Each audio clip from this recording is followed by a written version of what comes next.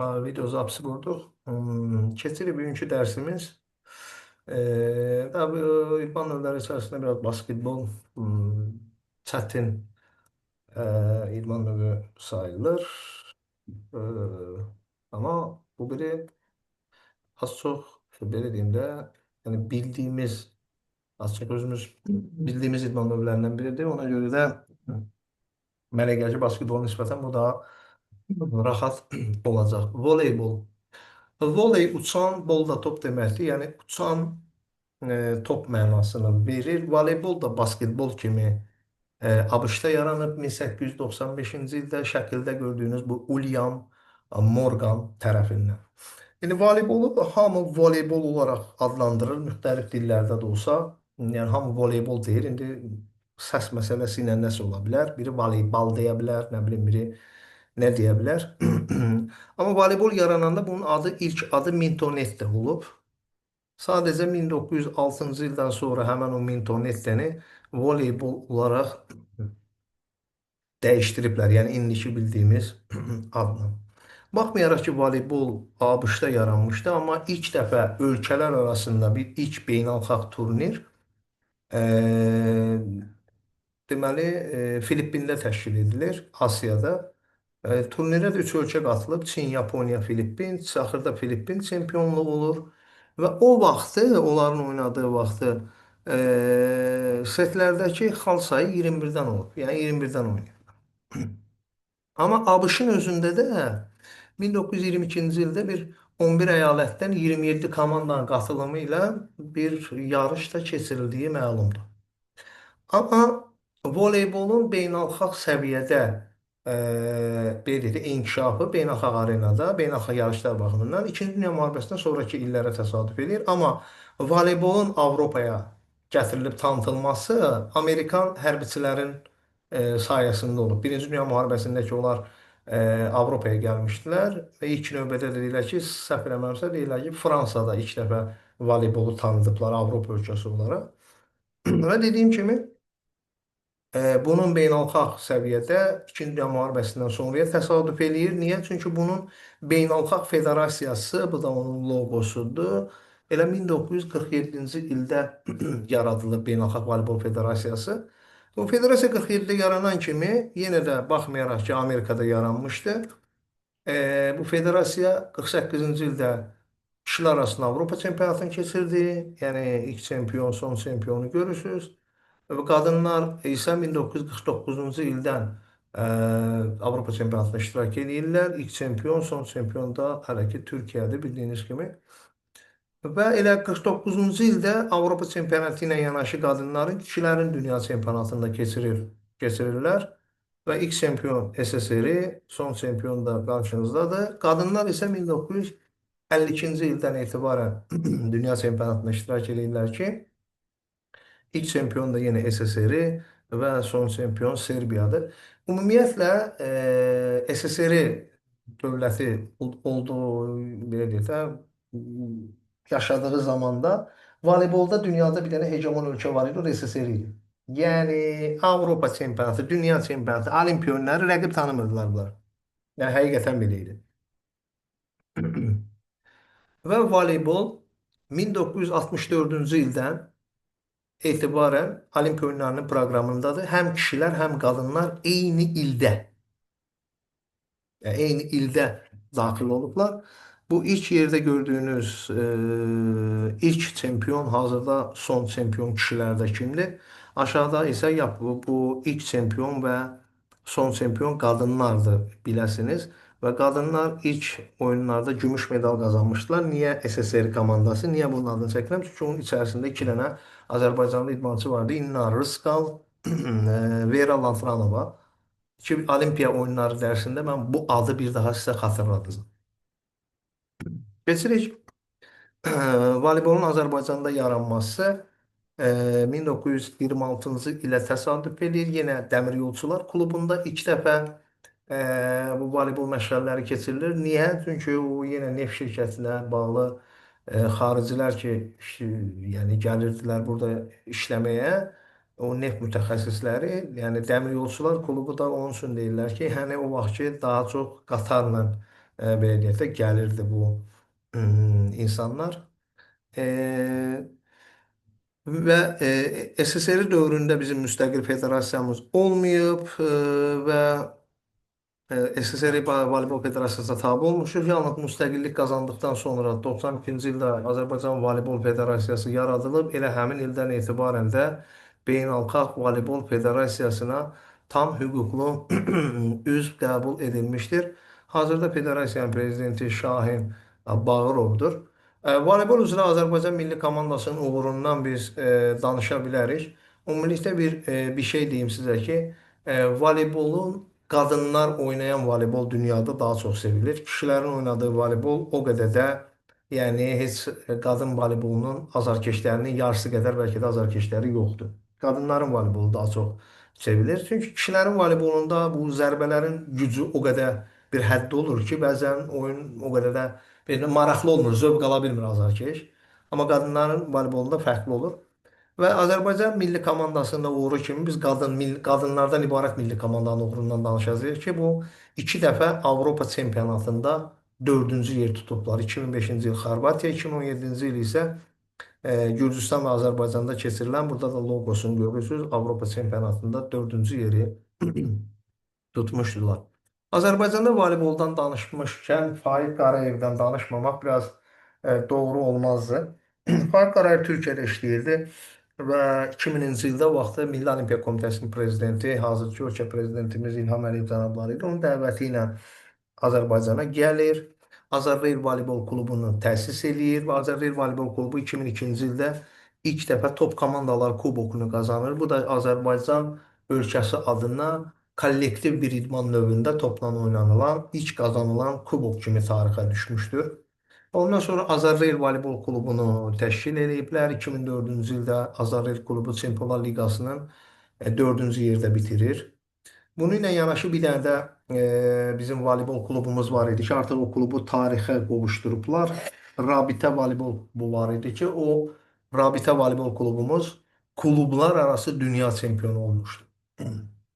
Voleybolun tarixi haqqında qısaca bu qədər keçirik. Əsas məsələ voleybol meydanına. Voleybol meydanı meydançanı məhdudlaşdırır. İki dənə yan xətt, iki dənə də arxa xətt. Arxa xəttlərə bəzən üzbəyüz xəttlər də deyirlər. Yəni hardasa arxa xətti eşidəndə də bilin ki, söhbət buradakı xəttdən gedir. Üzbəyüz xəttlərdə isə bilin ki, söhbət buradakı xəttdən gedir. Meydanın uzunluğu 18 metr, eni 9 metrdir. Burada xətt artıq meydanın daxili sayılır. Meydana gördüyünüz bütün xəttlərin qalınlığı 5 santimetrdir. Meydan mərkəz xətti ilə iki yerə bölünür. Mərkəz xəttinin tam üzərində tor yerləşdirilir. Torun hündürlüyü kişilər üçün 2 metr 43 santı, qadınlar üçün isə 2 metr 24 santı olur. Və mərkəz xəttdən hər iki tərəfə 3 metr məsafədə də bir dənə xətt çəkilir ki, bu xəttlərə hücum xətti deyirlər. Və bu hücum xətti çəkildikdən sonra hər yarım meydanda balaca bir sahə əmələ gəlir. Buna ya deyirlər ön zona, ya da deyirlər hücum zonası.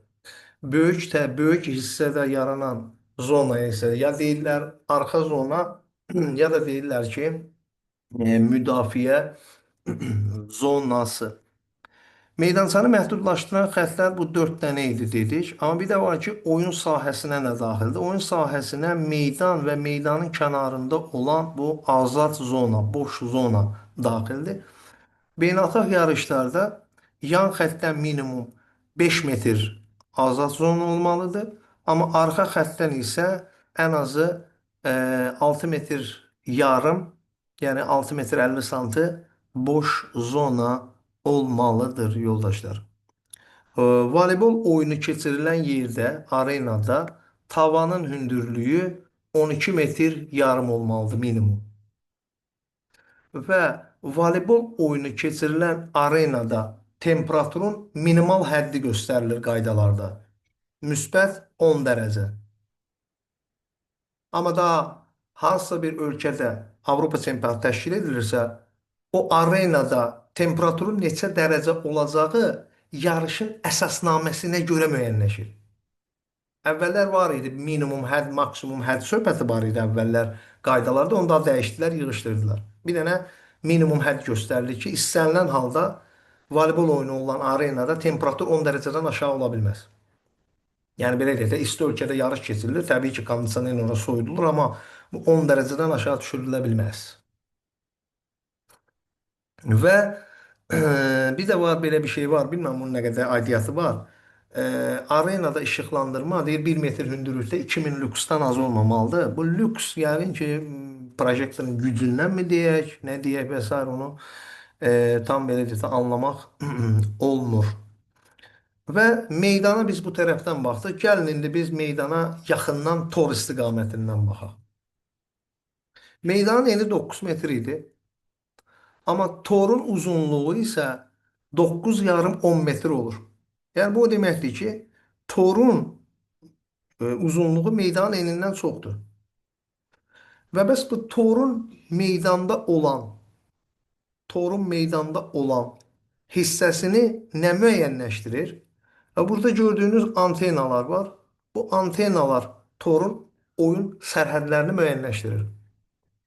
Yəni oyun zamanı bir daha deyirik, yoxsa bir daha xatırladacaq onu. Top tora dəyib qaydarsa top oyundadır əlbəttə ki. Amma bu tora dəyən top antenanın çöl hissəsində olan torun hissəsinə dəyib geri qayıdacaqsa, bu artıq out qərarı olaraq qəbul ediləcək. Bu antenalar tək torun oyun sərhədini müəyyən eləmir, həm də topun havadakı oyun sərhədlərini müəyyənləşdirir. Yəni burada fikir verirsinizsə 3 dənə top üzərinə sözlər yazmışam. Yəni bu o deməkdir ki, top havada, yüksəklikdən keçəndə də xəyali olaraq bu antenaya toxunmamalıdır. Yəni hazırda burada gördüyünüz top antenadan xəyali düz xətt qaldıranda görəcəksiniz ki, o top antenaya toxunmur, xəyali olaraq da. Burada Müəllim gördüyümüz bir sual verə bilərəm. burada gördüyünüz top da antenaya dəymir. Yəni top antenanın sərhəddindədir. Amma bu tərəfdə gördüyünüz top isə xəyali olaraq buradan bir düz xətt qaldırası olsa bu topa dəyir. Və bu da out qərarı olaraq qəbul edilir. Kim idi sual verən? Buyurun. Mən idim müəllim. Bu bayaq temperaturu dedisi, dəyişiklikdən sonra Bəli. müsbət 10 dərəcə hesablanır. Hesablanmır. Minimum hədd odur. Amma dedim ki, temperaturun nə qədər olacağı yarışın əsasnaməsinə görə müəyyənləşir. Çünki biz 2022-də imtahana düşmüşdük. Ya Minimum biləməyə qardaş, bu iki dəyişib də qayda dəyişib. Qurban sənə, qayda dəyişib. onda düz variant Yalnız bir dedik. dənə rəqəm var. Bir dənə rəqəm var. Minimum 10 dərəcə olur da başqa bir temperatur dərəcəsi yoxdur. Bildim müəllim. Tamam. O vaxtı hazırlaşmışdınız, bilirəm. O vaxtı belə idi. Amma dəyişiklik baş verdi. Bir çox şeylər dəyişib. Antenaya biraz da bu formada baxaq daha yaxından. Antenanın özünün hündürlüyü, ölçüsü 1 metr 80 sant olur. Torun eni 1 metr olur. Və torun eni 1 metr olduğuna görə o antenanın 1 metri düşür tora. Tordan yuxarıda qalan hissəsi isə 80 santimetr olur. Dediyimiz kimi antenalar həm torun oyundakı sərhədini müəyyənləşdirir, həm də topun havadakı sərhədini müəyyənləşdirir. Və oyun zamanı istər torda olan hissəyə, istər tordan yuxarıda olan hissədə antenaya top toxunacaqsa, bu out qərarı olaraq qəbul edilir. Keçirik voleybol toplarına. Bir dənə voleybol topu var ki, həm kişilər, həm qadınlar standart adlandırılan topla oynayırlar. Bu gördüyünüz top uşaqlar üçündür. Burada gördüyünüz top çimərlik voleybolun topudur. Məlumat xarakterli bura qoymuşam. Bizi maraqlandıran top bu standart topdur. Bu topun çevrəsi dairə boyu uzunluğu 65-67 sm, çəkisi isə 260-280 qram olur. Baxmayaraq ki, uşaqlar üçün nəzərdə tutulan topun ölçüsü kiçik olur, amma çəki dəyişmir. Çimərlik voleybolunda isə topun ölçüsü böyük olur, amma yenə də çəki dəyişmir. Hər üç kateqoriyada topun çəkilərində heç bir dəyişiklik olmur. Amma Beynəlxalq yarışlarda oynanılan top budur. Standart top. Gəlirik bir voleybol komandası. Bir voleybol komandası da qaydaya görə 12 nəfərdən ibarətdir. Və qaydalarda qeyd hissəsində isə yazır ki, Beynəlxalq Voleybol Federasiyası o beynəlxalq ki yarışlar var, ha, Avropa, qitə, dünya olimpiya oyunlarında komandanın sayında artım edə bilir. Amma bu artım maksimum 2 nəfər olur. Yəni 14 nəfərdən çox ola bilməz. Sual düşsə bir voleybol komandası neçə nəfərdən ibarətdir? Amma biz deyirik cavab olaraq 12. Bunu yadda saxlayın. 14 qeyd hissəsində yazılır. Və bir komandadan eyni vaxtda meydanda 6 oyunçu oynayır. Yerdə qalan indi 12 nəfərdirsə normaldan danışıram. Yerdə qalan 6 nəfər isə bunlar adlandırılacaqlar ehtiyat oyunçular. Libero ehtiyat oyunçu sayılmır əgər çöldədirsə. Çünki liberonu danışanda görəcəksiniz ki, libero nəyə görə ehtiyat oyunçu hesab edilmir. Voleybolda bir oyunda ümumiyyətlə voleybol maksimum 5 hissə üzərindən oynanıla bilər. Voleybolda qalib gəlmək üçün bir komanda ən azı 3 hissəni udmalıdır ki, oyunu da qalib gəlmiş olsun. Yəni voleybolda maksimum 5 hissə üzərindən oynanıla bilər. Deməli onda yoldaşlar bir komanda digərini ya 3-0 uda bilər, söhbət hissələrin hesabından gedir. Ya 3-0 uda bilər. Ya 3-1 uda bilər. Ya da ən pis halda 3-2 uda bilər ki, 4 hissənin ikisini o qazanıb, ikisini bu qazanıb, hesab 2-2-dir. Onda o 5-ci hissə oynanılır. Tie break adlanır 5-ci hissə. Və ilk 4 hissə 25 xala qədər oynanılır. 5-ci hissə isə o 4 hissədən fərqli olaraq 15 xala qədər oynanılır. Amma istər bu 25 xallıq 4 hissədə, istər 15 xallıq bu 5-ci hissədə bir dənə şərt var. Hissəni ən azı bir komanda 2 xallıq fərqlə uda bilər. Yəni birinci hissə məsələn 25-24 başa çata bilməz. Ən azı ən yaxşı halda 25-23 bitə bilər. O heç 25-5 də bitə bilər, 25-10 da bitə bilər. 25 söhbət minimal həddən gedir. Ki bir komanda bir hissəni minimum 2 xallıq fərqlə udmalıdır. Ən azından. Yox, bəs hesab 24-24 olsa nə olur?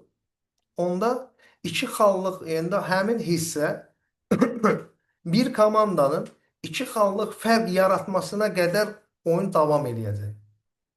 Burada bir sərhəd yoxdur. Sonsuzluğa qədər. Yəni xala-xal prinsipi ilə oyun uzanıb gedə də bilər. Mən bir dəfə televizorda oyun izləyərsən 35-33 hesabı ilə hissənin bitdiyini görmüşəm. 15 xallıq 5-ci hissə də eyni şeydir. Yəni burada da 2 xallıq minimum fərqlə udulmalıdır. Ee, Yəni 15-13 bitə bilər ən yaxşı halda. Burada da hesab 14-14 olarsa, əlbəttə ki, yenə 2 xallıq fərq yaranana qədər 5-ci hissə də oynanılacaq. Hissələr arasında vaxt maksimum 3 dəqiqə ola bilər. Amma 3 dəqiqədən tez oyun başlaya bilir. Yəni komandalar adətən oyuna hazır olanda gəlib yan xəttin üstündə öz yarım meydanlarında düzülərlər. Hakim də baxır ki, hələ 2 dəqiqə yarış belə o hissənin o 3 dəqiqənin bitməyinə hələ bir var da bir 30 saniyə var, 40 saniyə var. Əgər komandalar hazırdılarsa, həbsə orada fit çalıb işarə verir, meydana dəvət edib oyunu. Yəni məcburi o 3 dəqiqə gözlənilmir. Belə bir şey var voleybolda. Ona görə deyirik ki, hissələr arası vaxt maksimum 3 dəqiqədir. Amma professional voleybolda heç kim tez meydana çıxmır. Nabarot hakimlər dəvət edir ki, 3 dəqiqə bitdi, davay çıxın meydana. Niyə? Elə su içirlər, tərin silirlər, məşqçilərindən tövsiyələr dinləyirlər və sair və ilaxır. Və bu arada bir şey deyim, o sözü bəlkə də bir dəfə də təkrar edəcəm. Hər dəfə hissə bitdikdən sonra, hər dəfə hissə bitdikdən sonra komandalar meydanda yerlərini dəyişəcəklər. Amma 5-ci hissə oynanırsa, bu tək rəqəm daxı. 4 hissə olsa, 2 dəfə bu üzrə oynayacaq, 2 dəfə bu üzrə. Bu 5-ci söhbəti var axı. Yəni bir komanda yalnız bir tərəfdə oynasa biraz ədalətsizlik olardı. Ona görə də əgər oyunda 5-ci hissə oynanılacaqsa, 5-ci hissənin oynanılmasında hər hansı bir komanda 8-ci xala çatdıqda komandalar meydanda yerlərini dəyişəcək. Yəni hər bir komandaya meydanın hər bir tərəfində oynamaq şansı bərabər olaraq verilsin deyənə. Keçirik voleybolda time-out. Deməli, voleybolda hər bir komanda hər bir hissədə 2 dənə time-out götürə bilər. Hər bir hissədə hər bir komanda 2 time-out götürə bilər. Götürülən time-outların vaxtı 30 saniyədir. Və hər hansı bir hissədə götürülməyən time-out növbəti hissəyə keçə bilməz. Yəni, hər bir hissədə sənin 2 dənə time-out haqqın var. İstəyirsən götür, istəyirsən götürmə. O sənin öz şəxsi şeyin. Amma voleybolda bir komanda desək ki, maksimum neçə time-out götürə bilər? Maksimum deyiriksə, deməli 5 hissənin 5-i də oynanılır və hər hissədə də 2 time-out götürübsə, bir komanda maksimum 10 time-out götürə bilər voleybolda. Gördüyünüz kimi voleybolda da heç olmur. Qalib var, məğlub var. Okey. Bayaqlarım sözümdə dedim. Bir komanda digərini ya 3-0 udacaq. Yəni 3 set dalbadal bir komanda oyunu hissəni udsa 3-0 olur da. Bundan sonra 4-cü, 5-ci hissənin oynanmağına ehtiyac qalmır axı. Və ya 3-1 hesabı ilə uda bilər bir komanda digərini. Ən pis halda da 3-2 uda bilər. İndi burada xalların, yəni qalib məğluba verilən xallarda bir balaca basketbolda mürəkkəbliyi var. Oyun 3-0 da bitsə qalibə 3 məğluba 0 verilir. Oyun 3-1 də bitsə qalibə 3 məğluba 0 verilir. Amma oyun 3-2 bitərsə, o zaman basketboldakı xallar kimi qalibə 2 məğluba 1 xal verilir. Necə ki, basketbolun birinci dərsində sizə sual vermişdim. 8 komanda dairəvi yarışır. Yadınızdadır. İndi burada da bir dənə sualım olacaq voleybolun testində. Bir komanda dairəvi yarışır. 2 oyunu bu hesabla udub. Nə bilim, bir oyunu bu hesabla, 2 oyunu o hesabla udub. Bir oyunu bu hesabla uduzub. Nə bilim, neçə oyunu falan hesabla uduzub və s. və ilaxır. Bir dənə sual verəsiyəm. Süleyman, mümkün olarsa dərsin sonunda verərsən də sualı.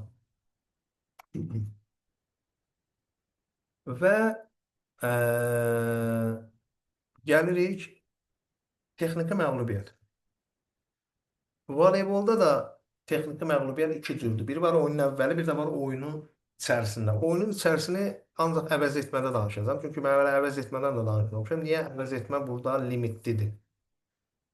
Oyunun əvvəlində bir komanda ya bu adamın oynamağa əsas olaraq oyunçuları yoxdursa, yəni minimum 6 nəfər var meydanda, plus da üstünə gəl liberonun yoxdursa, oyun başlaya bilməz. Və yaxud da bir komanda oynamaqda imtina edirsə, bu halda həmin komandaya texniki məğlubiyyət verilir. Həmin komanda oyunun əvvəlində olduğuna görə deyək ki, A-la B-dir. Lap deyək ki, o bir komanda oyuna gəlməsə də ona texniki məğlubiyyət verilir. Deyək ki, B komandası oynamaqdan imtina edir. B-yə məğlubiyyət verilir. Oyun da 3-0 A-nın qələbə qazanmış hesab olunur. Və hissələr var axı, amma hissələrin hesabı da həmişə 25-0, 25-0, 25-0 olaraq protokola işlənilir. Oyunda hesab nə qədərdir? 3-0. A-ya 3 xal verilir qələbə qazandığına görə, məğlubiyyət də 3-0-da 3-0-la məğlub olmuş sayıldığına görə B-yə heç bir xal verilmir. Çünki bayaqların burada dediyi axı ki, oyun 3-0 məğlub olduqda məğlub olana 3-0 xal verilir. Eyni temadır bu söhbət. Bir də mən baxmışam keçən dəfə buna bəziləri takılırlar belə çox yəni ziddinə gedirlər. Bunun ziddinə getməyə çalışır. O protokoldakı 25-0 zad var ha. Onlar o qədər də bizə lazım deyil. Sadəcə bir dənə onu bilək ki, oyunun əvvəlində bir komanda oyun sahəsinə dəvət etdirsə, oynamağı rədd edirsə və ya komandanın oyuna hazır olmadığı elan edilir. Və yaxud da dediyim kimi komandanın antrenman heyətlə gəlib meydana çıxmağı yoxdur əsas heyət. O zaman həmin komandaya texniki məğlubiyyət verilir yoldaşlar. Gəlirik oyunun başlanğıcı püşkatma. Ümumiyyətlə püşkatma prosedurunu kimlərsə ola bilsin bilir, kimlərsə bilmir. Püşk necə atılır da? Püşk məsələn püşk olur, qəpik olur da, qəpiyə oxşayan bir şey olur. Bir tərəfində adətən voleybol püşklərini görmüşəm, bir tərəfində top olur, bir tərəfində setka işarəsi olur, şəkil olur. Püşk atdı. Məsələn, birini o seçib, birini bu seçib və ya da özün verirsən ki, bu sənin, bu sənin. Püşk atdı. Hə, mən qazandım püşkü, kapitanım. Kapitanın arasına atdım. Mən püşkü qazandım. Ha, yox. Mən nə edə bilərəm? Mən ya servis atışını seçirəm, yəni oyunun ilk əvvəlindəki servisi, topun oyuna daxil edilməsini və ya servis qarşılamağı seçirəm. Deyirəm ki, mən servisi, ilk servis qarşılayan olmaq istəyirəm. Və ya və ya üç seçim haqqım var da, ya da meydanın yarım hissəsini seçə bilərəm ki, mən meydanın bu tərəfində oynamaq istəyirəm ilkin olaraq. Azarkeşlər nöqteyi nəzərindən ola bilər və s. Və mən nəyi seçdimsə, artıq püşkü uduzan yerdə qalanı seçə bilər. Məsələn, burada görürsünüz da, 3 dənə seçim haqqını belə yazmışam da. Tutaq ki, mən dedim ki, mən udmuşam da, püşkü mən qalib gəlmişəm. Deyirəm ki, mən ilk servizi vurmaq istəyirəm. Mən ilk servizi vuranamsa, avtomatik ilk servizi qarşılayan rəqib olur. Amma rəqib üçün bir dənə seçim haqqı qalır. Meydanın o üz bu üzünü seçə bilərəm. Və ya meydanın o üz bu üzünü mən seçmişəmsə, onda rəqib də ya ilk servisi seçə bilər, ya da ki, ilk servis qarşılamanı seçə bilər. Yəni, püşkatma bundan ibarət. Bu arada qayıdım bura, buradan bir şey deyim sizə. Deməli, püşk atıldı. Deyək ki, müəyyən olundu ki, ilk hissənin ilk servisini A komandası oyuna daxil edəcək. Gözəl. İlk hissə bitdi. Fərqi yoxdur kimin xeyrinə bitib. İkinci hissəni ilk servisi B komandası icra edəcək. İkinci hissə bitdi. Üçüncü hissədə yenidən A komandası icra edəcək. Əgər burada oyun bitdisə bitdi. Bitməsə dördüncü hissə oynanılsa yenidən B komandası topu oyuna daxil edəcək ilkin olaraq. Yəni ilk servis olaraq. Amma oyunda bu beşinci hissə oynanılacaqsa yoldaşlar, o zaman oyunda ikinci dəfə püşkatma həyata keçiriləcək. Və voleybolda belədir. Beşinci hissə oynanılarsa, ikinci dəfə püşkatma həyata keçiriləcək. Yenə kimsə meydanın harasını seçə bilər, ilk servisi seçə bilər, beşinci hissə üçün və ya ilk qarşılamanı seçə bilər və s.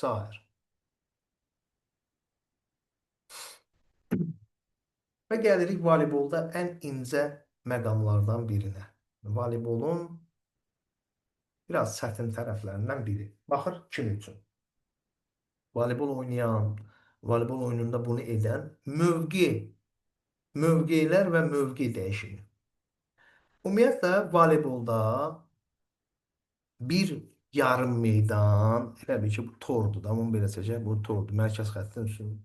Voleybolda bir yarım meydan 6 dənə zonaya bölünür. Yəni, bu zonalar həmin zonalarda oynayan oyuncular üçün müəyyən məhdudiyyətlər var. Amma bu zonaların nömrələnməsi diqqət edirsinizsə saat əqrəbin əksinə nömrələnir. 1, 2, 3, 4, 5, 6. Saat əqrəbin əksinə nömrələnir bu. Və təbii ki, meydanlarda bu heç vaxt 1, 2, 3, 4, 5, 6 rəqəmi yazılmır. Amma sadəcə olaraq bunu artıq biz bir dəfə bilirik və bilirik ki, artıq 1 hardadır, 2 hardadır, 3, 4 hardadır, 5, 6 hardadır. Və oyunda müəyyən bir situasiyalar var ki, yəni vəziyyətlər var ki, həmin vəziyyətlərdə oyunçular bu dəfə saat əqrəbi istiqamətində bir tur yerlərini dəyişəcəklər. Yəni bir keçəcək 6-cı zonaya, 6 keçəcək 5-ə, 5 keçəcək 4-ə, 4 keçəcək 3-ə, 3 keçəcək 2-yə, 2 də keçəcək 1-ə. Buna yer dəyişmə deyirlər voleybolda və ya mövqe dəyişməsi. Yəni bu bir nə üçün oldu voleybolda? Sən tutaq ki, bir dənə 2 metr boyu uzun olan oyunçun var. Bunu o setkanın yanında yerləşdirsən daim, elə qaldıracaqlar da çırpacaq o yüzden. Bu bir ədalətli olma da. Amma müəyyən mövqedə sənin 2 metr boyunda olan oyunçun 1-ə də keçəcək, 6-ya da keçəcək, 5-ə də keçəcək və s. Və bu mövqe dəyişimi nə zaman baş verəcək oyunda? Mövqe dəyişimi qaydalar kitabı çox belə əcaib formada yazır o cümləni, amma biz onu özümüz rahatlaşdıracağıq. Qaydalar kitabı deyir ki, sonuncu dəfə rəqibin xalından sonra qazanılan xal zamanı. Qaydalar belə deyir. Amma bu başa düşmək üçün ən yaxşı bir şey deyim sizə. Bununla yadda saxlayın. Əgər servizi qarşılayan komanda Bilal mikrofonu aç. Bəli, müəllim. Bilal, əgər bizim komanda servizi qarşılayırsa, servizi kim vurur? Rəqib. Ay sağ ol, sağ ol. Əgər servizi qarşılayan komanda xal qazanarsa, həmin komanda dediyimiz o bir tur yerdəkməni etməli məcburiyyətindədir. Daha deyirəm. Servizi qarşılayan komanda. O demək ki, servizi rəqib vurur. Servizi qarşılayan komanda bizik. Və servizi qarşılayan komanda xalı qazanarsa, xalı qazandıqdan sonra komandalar meydanda o bir tur mövqeyini dəyişəcəklər. 2-1-ə, yenə dediyim ki, 1-6-ya, 6-5-ə, 5-4-ə, 4-3-ə, 3-2-yə, 2-də 1. Və 2023-dən mi düşüb, 24-dən mi düşüb, bir sual düşmüşdü ki, voleybolda yer dəyişmə zamanı ikinci zonanın oyuncusu neçənci zonaya keçir? Yox, nə elə ki, birinci zonanın oyuncusu neçənci zonaya keçir? Bəzi yoldaşlarımız var idi ki, hazırlaşdırdığımız, onlar orada onu səhv yazmışdılar. Qınamıram. Niyə? Çünki adətən biz fikirləşirik ki, 1-2-yə keçər də. Yəni, ardıcıllıq baxımından. Amma 1-2-yə keçmir də, 1-6-ya keçir. İndi əgər imtahanda bu mövqe dəyişimi ilə bağlı bir sual olarsa və imtahandır, beyniniz yorula bilər, birdən çaşa bilərsiniz. Heç bir problem yoxdur. Özü üçün bu meydanı çəkin belə, yarım meydanı. Saat əqrəbin əksinə bunu nömrələyin. Bu formada nömrələyin. Ondan sonra bir şey yadda saxlayın ki, nömrələnmə saat əqrəbin əksinədir, amma mövqe dəyişimi saat əqrəb istiqamətindədir. Bunu bir dənə yadda saxlamağa çalışın. Ki, mövqe dəyişimi saat əqrəbi istiqamətindədir. Bəs yaxşı, bu mövqe dəyişimini hakimlər necə bilir? Oyunun əvvəlində hər bir komanda baş məşqçisi, onlara da belə yarım meydan sxemi verilir. O zonalarda hansı nömrəli oyuncu oynayacaq, onun nömrəsini yazıb hakimlərə təqdim edir ki, mənim bu hissədə oynayacaq ilk 6 nəfərim bunlardır. Bunlarla başlayacaq oynamağa. İlk 6 nəfərim bunlardır. Və hakimlər də onu özündə, masa hakimləri də onu o vərəq alacaqlar, özlərini onu qeyd edəcəklər. İndi mövqe dəyişimində səhv baş versə nə olacaq? Səhv nədir? Yəni, komanda hazırda mövqe dəyişimi eləməli idi, eləməyib və ya eləməməli idi, elədi. Bu, hər ikisi səhv sayılır.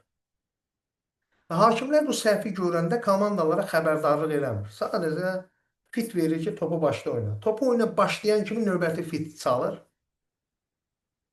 Servizi başlayacaq komandanı göstərir. Ondan sonra göstərir ki, yer dəyişmədə siz səhv eləmişsiniz. Və yer dəyişmə səhvində nə baş verdi? Deməli, yer dəyişmə səhvində Rəqibə bir xal verildi və topu başlama haqqı da avtomatik rəqibə keçir. Ümumiyyətlə, voleybolda istir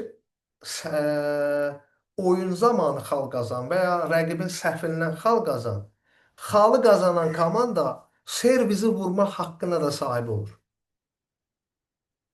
Deməli, mövqe dəyişimi baş verir. Mövqe dəyişimində səhv olsa nə baş verir? Rəqibə bir xal verilir, topu başlama haqqı da avtomatik rəqibə keçir və həmin səhv düzəldilir. Danışdığım məsələlər hamısı burada deyil. Bu PDF-i sizə göndərəndə oxuyacaqsınız. Qalır bir dənə bir şey. Əgər mövqe dəyişimindəki səhv daha gec müəyyən edilərsə ki, daha müasir dövrdə bunun baş verməsi mində birə bərabər. Niyə? Çünki masa hakimlərində də o elektronlaşdırılır. Hansı mövqe dəyişimindən sonra hansı nömrəli oyunçu hansı zonada olmalıdır, artıq onlarda olan o planşet mi deyim, monitor mu deyim, onlara göstərir. Əvvəllər isə bunun baş vermə ehtimalı daha çox idi. Çünki monitor yox idi. Bunu kağız üzərində izləyirdilər. Deyək ki, belə bir situasiya bura. Deyək ki, A bir komandaları oynayırdı. A komandası mövqe dəyişimində səhv etdi. Hakimlər bunu həmin anda görmədilər. Səhvdən sonra A komandası 5 xal toplayıb, B komandası 3 xal toplayıb və bundan sonra hakimlər müəyyənləşdirdi ki, mövqe dəyişimində səhvlik olub. Və əgər o səhvi tapdılarsa ki, neçə xal bundan əvvəl olmuşdu, onsuz da kim eləyib A komandası? Onsuz etdiyinə görə rəqibə bir xal topu başlama haqqı getdi rəqibə. Bu heç. Və səhvi edilən yer tapıldı. Səhvdən sonra A komandası neçə xal qazanmışdı? Çünki səhv eləyən A özü idi. 5 xal. Həmin o 5 xal silinir. Amma səhvdən sonra B 3 xal toplamışdı. B-nin 3 xalına dəyilmir. Və yenə də həmin səhv düzəldilir. Həmişə bu səhv düzəldilir hökmən. Bunun da baş verməsi dediyim kimi bu gün müasir voleybolda mində birə bərabərdir. Əgər o da baş verərsə. Bu baş verməsi çətin məsələdir. Niyə? Dediyim kimi hər şey elektronlaşdırılıb deyənə. Artıq mövqe dəyişimindən sonra kimin harda olduğunu avtomatik masa hakimləri çox yaxşı şəkildə bilirlər. Və gəldik servis, topun oyuna daxil edilməsi. Ümumiyyətlə voleybolçunun bir neçə hərəkəti var da. Əsas hərəkətlərdən biri nədir? Servis, topun oyuna daxil edilməsidir. Blok hərəkətidir. Hücumdur. Bir də hücum zərbəsi ilə tamamlanmasıdır. İndi təbii ki, topun qəbulu var, ötürülməsi var və s. və əlaxır. Topun oyuna daxil edilməsi. Meydan üzərində biraz danışım, sonra bura qayıdarım. İndi topun oyuna daxil edilməsini, topun oyuna daxil eləyir həmişə. Bura gəlib. Topu oyuna daxil eləyir həmişə birinci zonanın oyuncusu. Yəni bu qaydadır. Yəni topu 6-cı zonada oynayan oyuncuya ver mən daxil eləyim deyə bir anlayış yoxdur. Bu yer dəyişmələr nə üçündür? Əgər yer dəyişmədə birinci zonaya kim keçdi? Nə bilim, Əli adında bir oyuncu və Əli topu oyuna daxil eləməlidir. Yəni voleybolda topu oyuna həmişə daxil eləyir birinci zonada oynayan oyuncu. Və həmin oyuncu arxa xəttin istənilən yerindən topu oyuna daxil eləyə bilər. Yetər ki, bir dənə o oyuncu yan xəttin hizasından kənardan topu oyuna daxil eləməsin. Yəni yan xəttin hizasından kənardan oyuna topu daxil eləyə bilmir. Amma arxa xəttin istənilən yerindən topu oyuna daxil eləyə bilər. Çünki burada yadınızdaydı 6 metr yarım azad zona vardı. Yəni istəyir 2 metr arxadan, 3 metr, 4 metr, hətta 6 metr arxadan topu oyuna daxil eləyə bilər. Top oyuna daxil edilərkən ya əldən atılmalıdır, ya da buraxılmalıdır, əldən çıxmalıdır. Ondan sonra növbəti əllə, əlin və ya qolun istənilən hissəsi ilə oyuna daxil edilə bilər. Baxın, top havaya atıldıqdan və ya əldən buraxıldıqdan sonra tək əl və ya qolun hər hansı bir hissəsi ilə vurulmalıdır. İstəyirsən beləsinə vur topa. İstəyirsən yumruq vur. Yumruqla belə vur top. Fərqi yoxdur.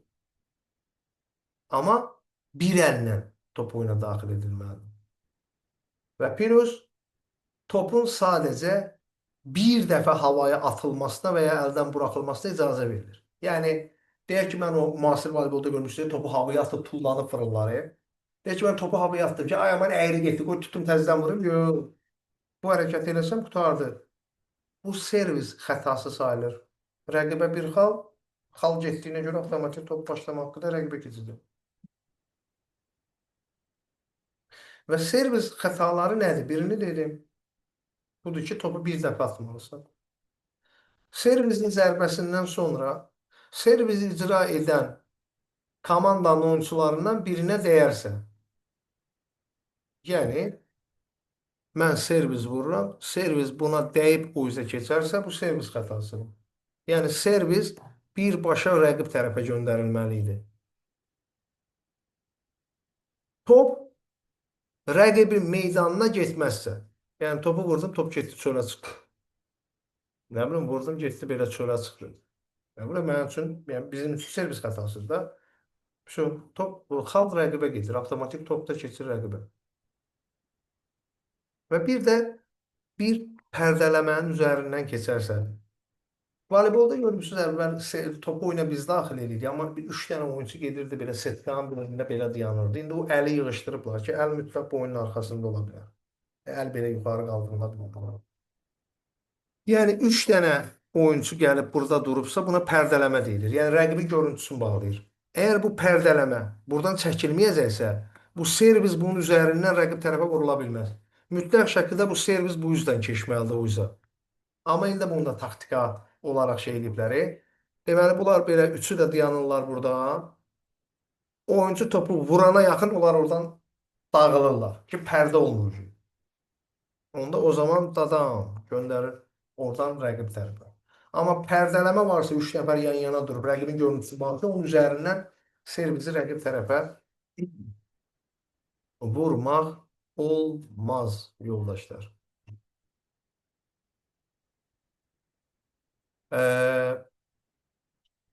Keçirik növbəti smaç hücum zərbəsi. Ümumiyyətlə, biri var voleybolda hücum, yoldaşlar. Biri də var hücum zərbəsi. Gəlin indici hücumdan danışaq. Hücum nədir? Voleybolda bu yaxın danışdığımız servis və bundan sonra danışacağımız blok deyə bir hərəkət var. Servis və blok xaric yerdə qalan bütün hallarda ki, topu rəqib tərəfə göndərir abi. Onun hamısı hücum adlanır. Ha, bizdə var ki, hücum o birisi də biri topu qaldırır, o burada çıxır, zərbə vurur rəqib tərəfə. Onu deyirlər hücum zərbəsi. Beynəlxalq adına da smaç deyə müraciət edirlər. Termin olaraq. İndi bu arada bir komanda hücumu maksimum 3 toxunuşa bitirməlidir. Yəni maksimum 3-cü toxunuş artıq rəqib tərəfə getməlidir. Ha, bir komanda topa 4 dəfə toxunarsa, bu qayda pozuntusu sayılacaq. Və bir oyuncu topa ard-arda yalnız bir dəfə toxuna bilər. Yəni, dalbadal topa 2 dəfə toxuna bilməz. Bu da qayda pozuntusudur. İkili toxunuş adlanır. Miqdə bir sual olmuşdu voleybolda. Yazmışdı ki, voleybolda bir komanda hücumu maksimum 3 toxunuşa tamamlamalıdır. Bu 3 toxunuşun ikisini bir oyuncu edə bilərmi? Cavab. Ardıcıl olmayaraq bəli. Yəni, rəqib topu vurdu, mən topu qəbul elədim, atdım Bilala. Bilal təzədən topu qaldırdı, mən qalxdım, dadan vurdum rəqibə.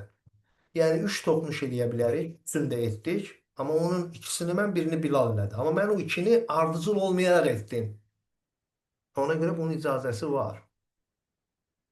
Və bu arada voleybolda hamının mübahisə etdiyi bir məsələ. topu ayaqla oynamaq. Yoldaşlar, söhbət tək ayaqdan getmir. Voleybolda çox qəşəng maddə yazılır. Bilməm 11-ci maddədədir, 12-ci maddədədir. Əzbərdən yadımda deyil. Çox qəşəng bir söz yazır. Orada ayaq məyaq demir. Deyir ki, toxunmadan gedir, topa toxunmadan gedir söhbət. Deyir ki, voleybolda topa bədənin istənilən nahiyəsi ilə toxunmaq olar. Nəinki top ayaqla rəqib tərəfə göndərmək, kəllə vurub da göndərmək olar. Da bilim, çiyinlə vurub da rəqib tərəfə göndərmək olar. Bir dənə də söz deyir. Yetər ki, o top tutulmasın və ya atılmasın. Yəni topu tutub götürürsən və yaxud da topu belə tutub atırsan rəqib tərəfə. Yəni bu hallar olmasın. Topa birisi toxunuş var da, bir dənə bir tık topa toxunulmalıdır. Yəni daha o ayaq məsələsi, nə ay bu bəzi yerlərdə deyirlər güya bir dəfə olar, nə bilim nə, hamısı boş şeylərdir. Hamısı boş şeylərdir. İstəyirsə üç toxunuşumuz yoxdur, hücum üçün. O üçünü də ayaqla oynayaq göndərək. Amma professional voleybolda camaat xal qazanmaq istəyir. Topu qaldırıb çırpır rəqib tərəfə. Sən ayaqla nə edə bilərsən? Topu yüngül şəkildə rəqibə padarka verəsən də. Ona görə professional voleybolda oyunçular bilirsiniz ayaqla nə zaman oynayır? Əllə bilir ki, topu götürə bilməyəcək, o zaman atıb ayaqla götürür topu. Və indi gəldik hücumu müasir voleybolda 99% hücum zərbəsi ilə tamamlayıb bu komandalar. Yəni biri topu qaldırır setkanın yaxınlığında, o da tullanıb ona bir dənə zərbə vurur rəqib tərəfə. Xal qazansın. Gözəl. Və smaçın xətaları nədir? Yəni bu hücum zərbəsinin xətaları nədir? Bir oyunçu rəqibin oyun sahəsindəki topa vurarsa xətadır.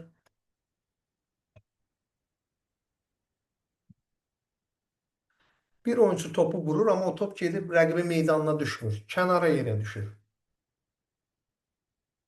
Və bu arada indi bir dənə diqqət edirik. Voleybolda hücumu hamı edə bilər. Amma zonalar söhbəti var idi. Amma ön zonada yalnız ön zonada zona oyuncusu kimi oynayan oyuncular eləyə bilər. Yəni ikinci, üçüncü və dördüncü zonanın oyuncuları, yəni bu meydanın bu hissəsindən hücum zərbəsi rəqib tərəfə vura bilərlər. Arxada oynayan oyuncular da hücum zərbəsi vura bilər. Amma bir şərtlə. Yadınızdadır bu xəttin adına nə demişdim? Hücum xətti. Niyə ona hücum xətti deyirəm? Arxada oynayan oyunçular bu 3 nəfər hücum xəttini tapdalamamaq şərti ilə tullanıb topu rəqib tərəfə çırpa bilər. Yəni zərbə ilə vura bilər. Yetər ki, o xətti tullanmadan, tapdalamadan tullansın. Yəni havada o xəttdən qabağa keçmək problem deyil. Yəni hava anlayışında heç bir qayda pozuntusu yoxdur. Hətta bu servisin vurulmasında da. Bu arada bir yax deməlim, servis vurularkən deməli arxa xətti taftalayaraq servis vurulardısa, o da qayda pozuntusuydu. Plus, Müəllim, bir söz soruşa bilərəm. qoy bir dənə bu söz dedim. Plus, servizdən yadımdan çıxan şey. Əgər hakim icazə verdi ha ki, servizdən top oyuna daxil elə. 8 saniyə ərzində top oyuna daxil etməlisən. Əks halda hakim oyunu saxlayacaq, rəqibə bir xal top başlama haqqı rəqibə veriləcək. Buyur. Bu Xırdalanda müəllim keçən il 11 nömrəli yarış oldu. Məktəblər arası, müəllimlər Hə, arası. orada çox şey olar, nə bilim. Çünki niyə görə deyirəm? Bax, arxadan biz zərbə vururdu. Onlar da görə Hə. voleybol məşqçiləri idi. Oyunu saxlayırdı ki, arxa xəttin oyuncusu ümumiyyətlə zərbə vura bilməz. Ancaq Ya, ya, keçirmə ya, ya. edirdi. İkinci Yo, yo, keçirmə. yo, Bilal. Onlar heç nə bilmir. Müasir voleybola baxanda sən görmürsən arxadan biri tullanıb necə çırpır. Görməmsən Muhtemelen televizorda. halbuca da aldılar. Hə? Görmüşük, görmüşük, Vəssalam da görmüşük. əsas məsələ odur. Məktəb çempionatlarını bıraq yedirəm. Nəinki məşqçiləri, bəzi hakimlərə sual verib doğru dürüst cavab ala bilmirsən, nəinki məşqçilər. Arxa xətt oyunçuları dediyim kimi o Hücum xəttini tapdalamamaq şərti ilə də hücum vura bilərlər. Amma arxa xətt oyunçuları nəsə yazmayın da mesaj bölməsinə baxa bilmirəm. Arxa xətt oyunçusu daha keçib bu zonadan tullanıb hücum zərbəsi vura bilməz. İcazəsi yoxdur. Bunu edərsə qayda pozuntusudur. Mən dedim, xətti tapdalasa belə qayda pozuntusudur. Nəinki keçib meydanın bu hissəsindən tullanıb topa zərbə vurarsın. Yəni hücum zərbəsi vurarsın.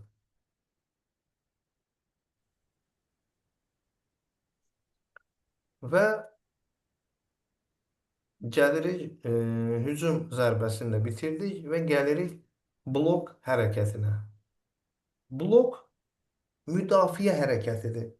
Yadınızdadır bundan qabaq nə demişdik? Servis və blok xaric olmaqla topun rəqib komanda tərəfə göndərilən bütün zərbələrə hücum deyilirdi. Və blok niyə hücum deyil? Çünki blok müdafiə hərəkətidir. Blok nədir? Bax, rəqib hücum zərbəsi vurur və bu adam da iki əllə deyək ki, ona qarşı müdafiə hərəkəti edir. Blok, amma hansı hərəkət blok sayılır? Blok tora yaxın olan oyunçunun rəqibdən gələn topu dayandırmaq üçün torun üst səviyyəsindən daha yüksəkdə, bax, torun üst səviyyəsindən daha yüksəkdə topa təmas etməsidir. Blokçunun topa dəydiyi anda blok hərəkəti başa çatır. Bax, indi adam qıskaşıb qalır. Bəzi epizodlar var beynəlxalq çempionatlarda. Top torun üst səviyyəsindən, yəni mən tullanmamışam. Setkadan aşağıdayam, belə durmuşam. Top mənə dəyir, bu blok hərəkəti sayan hakimlər olur. Məsələ burasındadır. Amma blok nə deyir? Qaydalar kitabından gətirmişəm ha bu tərcüməni. Blok deyir ki, top torun üst səviyyəsindən daha yüksəkdə olmalıdır. Top torun üst səviyyəsindən daha yüksəkdə olmalıdır. Bir də var blok təşəbbüsü. Blok təşəbbüsü topa toxunmada edilən blok hərəkətidir. Yəni adam bir imitasiya eləyir, amma e, topa tullanmır. Və ya o imitasiyanı onu niyə gedir? Və ya o imitasiyanı eləyən arxa zonadakı oyunçudur. O onsuz topa toxuna bilməz. Niyə? Bu arada. Bloku kim qura bilər? Bax, bu zonaların məhdudiyyəti məsələsi odur. Bloku yalnız 2, 3, 4-cü zonada oynayan oyunçular qura bilər. Bloku. 1, 6, 5-ci zonada zona oyuncusu kimi oynayan oyuncular blok qura bilməz. İcazəsi yoxdur. Amma o blok təşəbbüsü var ha buna. Blok aldatması deyək, blok imitasiyası deyək. Hə, bunu hər hansı bir oyuncu eləyə bilər. Gəlir yalandan görə bloka tullanacaq, yalandan belirləyir, tullanmır. Rəqibi aldatmaq istəyir. Blok təşəbbüsü də budur. Və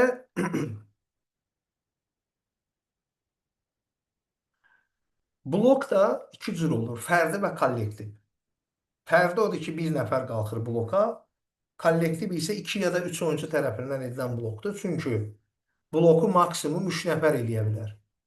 Çünki niyə dedik ki, bloku ancaq ön zonada oynayan oyuncular eləyə bilər, ön zonada da 3 dənə oyuncu var. Deməli, yəni bloka maksimum 3 oyuncu, bloku maksimum 3 oyuncu edə bilər.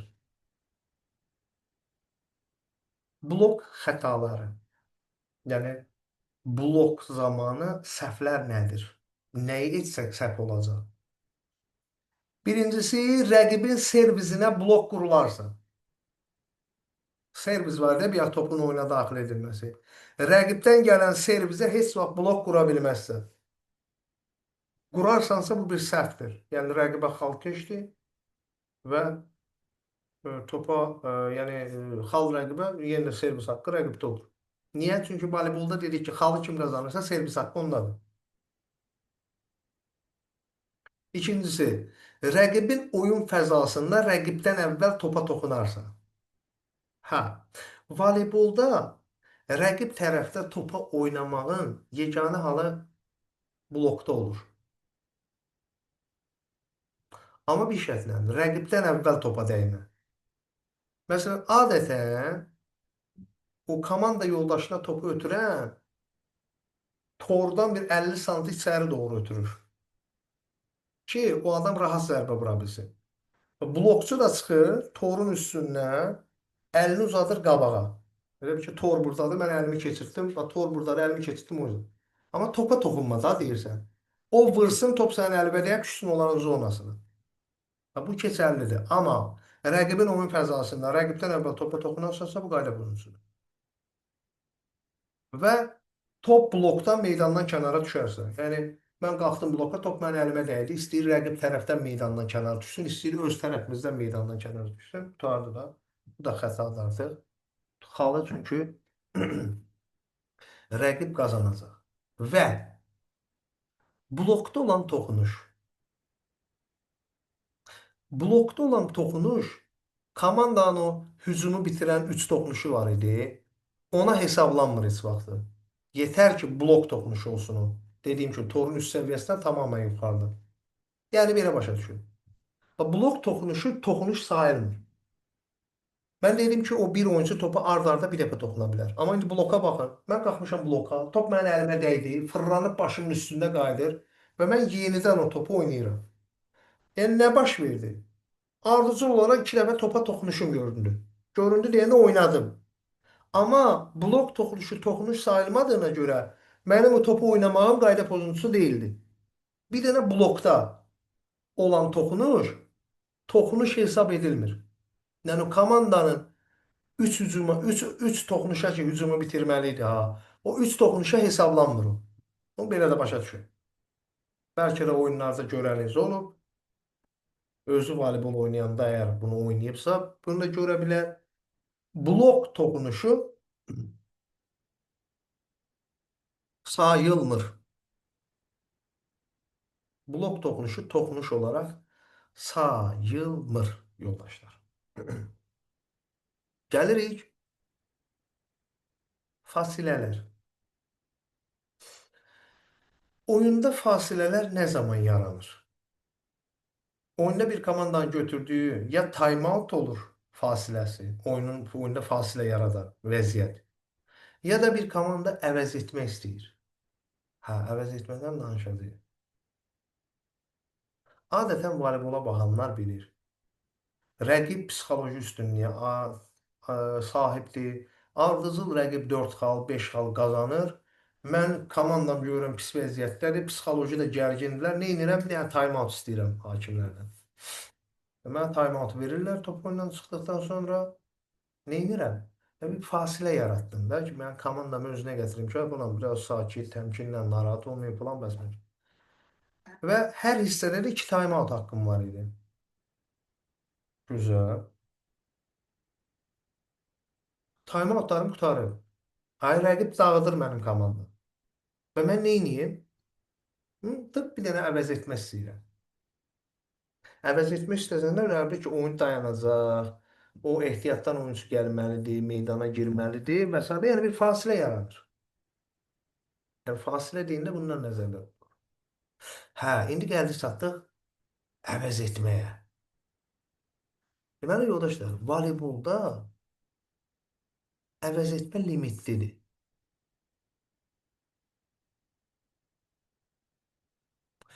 Bax, amma bəlkə voleybolda şərtlər var əvəz etmə. Sayını hələ qoyuruq qırağa neçədən olduğunu. Onu qoyaq qırağa. Şərtlərə bax. Bir əsas oyunçu, yəni hazırda meydanda oynayır. Yəni oyunun əvvəlindən meydanda oynayır. Bir əsas oyunçu bir hissədə yalnız meydandan bir dəfə çıxa bilər və bir dəfə də oyuna qayıda bilər. Vəssalam. Bu şərtdir. İkincini eləyə bilməz həmin oyuncu. Növbəti hissədə yenə oyuna girib oyundan çıxıb sonra oyuna girə bilər. Amma bir hissədə bunu bir dəfə çıxa bilər, bir dəfə də girə bilər əsas oyuncu. Eyni şərt ehtiyat oyuncuya da aiddir. Yəni oyun başlayıb, bir oyuncu oturmuşam, mən oturmuşam ehtiyatda və mən bir hissə ərzində yalnız bir dəfə girə bilərəm oyuna kiminsə yerinə və bir dəfə də çıxa bilərəm. Vəssalam. Üçüncü şərt. Bu şərt daha şeydir. Tutaq ki, Bilal əsas oyuncudur. Oyun başlayandan oynayır. Mən ehtiyat oyuncuyam. Mən onsuz da bir dəfə girib çıxa bilərəm. Bilal da bir dəfə çıxıb girə bilər. Bu şərt öz yerində. Mən əvəz etmək istədik. Bilal oyundan çıxdı. Mən girdim Bilalın yerinə oyna. Bilal hansı zonadaydısa hazırda o mövqe dəyişimində, mən həmin zonada qərar tutacağam. Bu heç. İndi mən oyundan çıxacamsa, məni yenə Bilal əvəz eləməlidir. Başqası əvəz eləyə bilməz. Yəni mən kimi əvəz eləmişəmsə, o çıxıb çölə, məni yenidən əvəz elədiyim oyunçu əvəz eləyə bilər. Yəni Bilalın yerinə deyək ki, burada nə bilim kimin adı yox. Xəyalə xanım girə bilməz oyuna. Yox, Bilalın deyirəm. Mənim yerimə Xəyalə xanım girə bilməz. Bilal girməlidir yenidən mənim yerimə. Çünki mən onu əvəz etmişəm. Bu voleybolda belə bir şərtdir. Və bir komanda hər hissədə 6 əvəz etmədən istifadə edə bilər. Say olaraq budur. Net olaraq bunu buraya yazırıq. Amma voleybolda natamam və tam əvəz etmə deyə bir anlayış var. Limitə dəxliyyatı yoxdur. Limit 6 dəyərdir. Tam əvəz etmə nədir? Mən girdim oynamağa, bir əvəz etmə hüququ getdi. 4-5 top oynayandan sonra çıxdı. O əvvəldə dediyim şərtlərdə öz yerində qalmalıdır. Mən kimi dəyişmişdim, o məni dəyişməli idi. Yəni buna deyirlər tam əvəz etmə. Yəni həm girdim, həm də çıxdım. Amma Bilal neçə limitim getdi? Bizim komandanın neçə limiti getdi boşa? Bir limit. Bir dəfə girdim, sən çıxdın, sonra sən girdin, mən çıxdım. Neçə İki, limitdən iki. Onda istifadə iki. oldu? Onda iki. 2. Yəni tam əvəz etmədə bir oyuncu girər çıxarsa 2 limit getmiş olur. Deməli bu qayda üzrə mən 3 oyunçunu belə eləyə bilərəm. Yəni 3 oyunçunu meydana salıram, sonra həmin 3 oyunçunu meydandan götürürəm, limit bitdi. Amma bəs natamam əvəz etmə nədir? Natamam əvəz etmə odur ki, mən girdim meydana, sən çıxdın. Bilal çıxdı çölə. Və hissənin sonuna qədər mən oynadım. Amma deyirlər natamam əvəz etmə. Yəni girdim, çıxmadım çölə. O olub çıxmaya bilərəm. Amma bir dənə bir şey bilin də. Yəni bunu nə qədər də videoya baxandan sonra da başa düşərsiniz. Düşməsinizsə, əsas yadda qalan məsələ odur ki, hər komandanın hər bir hissədə 6 əvəz etmə hüququ var. Şərtlər də öz yerində. Və əgər hər hansı bir komanda əvəz etmədə yanlışlığa yol verərsə, yanlışlıq necə ola bilər? Bu dediyimiz şərtləri pozarsa. Yəni əlini buraxdı Vəlinin yerinə, sonra da Vəli dəyişməli idi əlini, amma yox, Səmədi saldı əlin yerinə. Yəni burada səhvə yol verildi. Və əgər belə bir əvəz etmədə yanlışlığa yol verilərsə, o zaman nə baş verir? Bu bir səhvdir. Səhv oldusa, deməli rəqibə bir xal avtomatik servis haqqında rəqibə keçir və həmin səhv düzəldilir. O buradakı cümlə idi. Həmin səhv düzəldilir. Bir də eyni vaxtda bir neçə oyunçunu dəyişmək olar. Və bildirirsən ki, mən 4 oyuncu dəyişikliyi edəcəm eyni vaxtda. Amma hakimdən əvəz etməni istədiyin say olaraq göstərsən ki, 4 dənə oyuncu dəyişəcəm. Amma əvəz etmə eləyəsən, sayı bildirməyib. 4 birincini dəyişəndən sonra deyirsən, Diyanəyə mənim üçün dəyişəcəm. Onda sənə oyunu ləngitmə xəbərdarlığı edilir. Bundan bir daha deyəcəm qabaqda. Bu komandaya verilən bir cəzadır. Oyunu ləngitmə. İndi deyək ki, yoldaşlar, bax, oyun içərisində texniki məğlubiyyət burada əmələ gəlir. Bir komandanın bir oyuncusu zədələndi və oyuna davam edə bilmir. Sındı qolu. Və əlbəttə ki, bu oyuna davam edə bilməyəcək. Və komandanın da əvəz etmə limiti qalmayıb həmin hissə üçün. Hə, bu zaman, bu vəziyyət üçün. Bax, deyir ki, ən sonuncu cümlə. Bir komandanın hər hansı bir oyunçusu zədələnərsə və ya cəza alarsa cəzalardan danışacağım. Eyni zamanda əvəz etmə limiti bitərsə, görüş ərzində hər komandaya bir istisna dəyişiklik hüququ verilir. İstəyir oyunçum zədələnib, limitin bitib və ya hakim mənim oyunçumu hissədən qovdu və ya görüşdən qovdu. O zaman istisna əvəz etməyə müraciət edilir. Oyun ərzində də, oyun ərzində ha, hissə yox, oyun ərzində bir dəfə bir şans verilir buna. Əgər bu da yoxdursa, hə, o zaman komanda natamam hesab edilərək məğlubi olmaq məcburiyyətindədir. Və bu zaman məğlubiyyətə qədər kimin nə qədər xal qazandığına deyilmir, sıfırlanmır.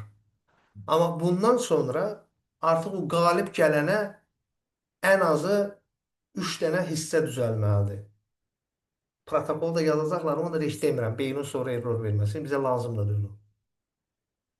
Amma o məğlubiyyət anına qədər olan o məğlub olanın nə xal qazanmışdısa ona heç kim dəymir. Sıfırlamır onu. Onunla işi yoxdur. Və ya da ola bilsin o məğlub olan bundan əvvəl 2 hissə də aparıb. O hissəyə də dəyilməyəcək. Sadəcə bu bir komanda üçün 3 dənə hissə düzəlməlidir ki, qalib gəlsin. Və bu arada gəldik, çatdıq.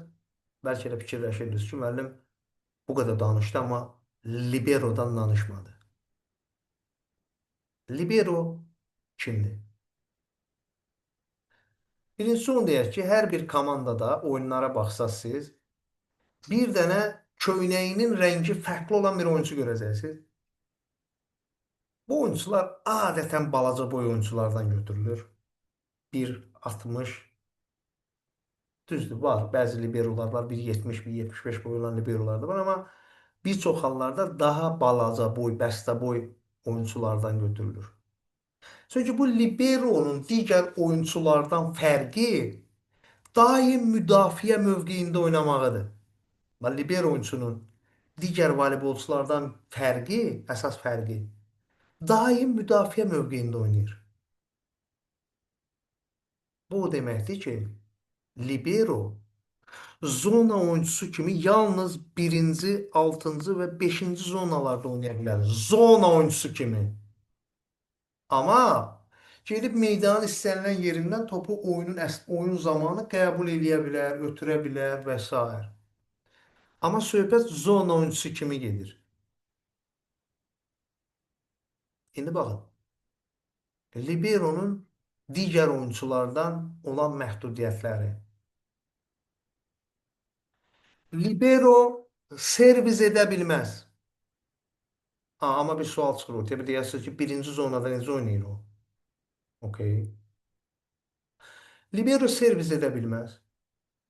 Libero blok qura bilməz. Niyə? Onsuz heç oyun zonada oynaya bilmirsəz, bloku da həmişə dedik ki, oyun zonan oyuncular qura bilər. Libero blok qura bilməz. Hətta blok təşəbbüsündə belə iştirak edə bilməz. O blok aldatması var da, imitasiya. Onu belə edə bilməz. Amma libero hücum zərbəsi vura bilər. Deyəsiniz necə? Amma şərti var. Onun vurduğu top torun üst səviyyəsindən yuxarı, tamamən yuxarıda olmamalıdır. Bu da adı hücum zərbəsi olur. İnsanlar tullanar ki, topu üstdən aşağı vursan rəqib tərəfə. Libero'nun vurduğu topu formada gələcək. O yüzden. Yəni kəsəri olmayacaq. Amma libero da hücum zərbəsi vura bilər. Yetər ki, onun vurduğu top torun üst səviyyəsindən yuxarıda olmasın. Və bayaq dedim, libero ancaq arxa xətt oyunçularından, libero ancaq arxa zonada oynayır, 1-6-5-də. Və libero da həmişə arxa xətt oyunçularından istənilən biri ilə yer dəyişimi edəcək. Libero 1-6-5-də oynayır, 1-də oynayır, amma servisi icra edə bilməz. Bəs bunda bu 1-də nə zaman oynayır? O zaman oynayır ki, yoldaşlar. Hazırda həmin o birinci zonada, yəni bu komanda hazırda servisi icra etmir.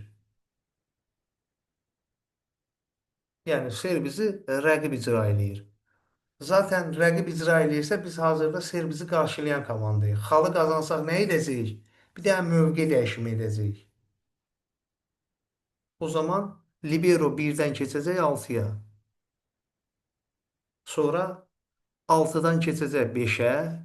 Hə, indi 5-dən bir dənə yer dəyişimi varsa, 5-dən 4-ə keçə bilməz. O zaman nə edəcək? Libero çıxacaq çölə və onunla daim yer dəyişən oyunçu keçəcək 4-cü zonaya.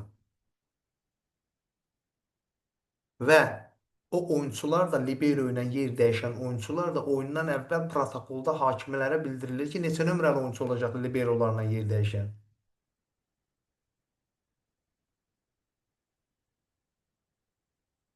Və libero oyundan çıxdısa, komanda bir ralli liberosu oynayacaq. Ralli nədir? Pərviz, mümkünsə axırda verərsən sualını. Ralli nədir? Ralli bir dənə top oynanılıb, bir xal ki qazanılır. Ona ralli deyilir. Yəni bir xal qazanılana qədər oynanılan top. Bir ralli liberosuz oynadıktan sonra əgər servis bizdədirsə, məcburi libero 6 nömrəyə girə bilər. Yox, top bizdə deyilsə 1-ə də girə bilər. Amma bu artıq komandanın seçimindən asılı. Lap top bizdə deyil. Məşqçi onu 1-ə yox, birbaşa 5-ci zonaya buraxmaq istəyir. Mümkündür bunu etmək. Yetər ki, o növbəti dəyişimdə yenə çıxacaq çölə.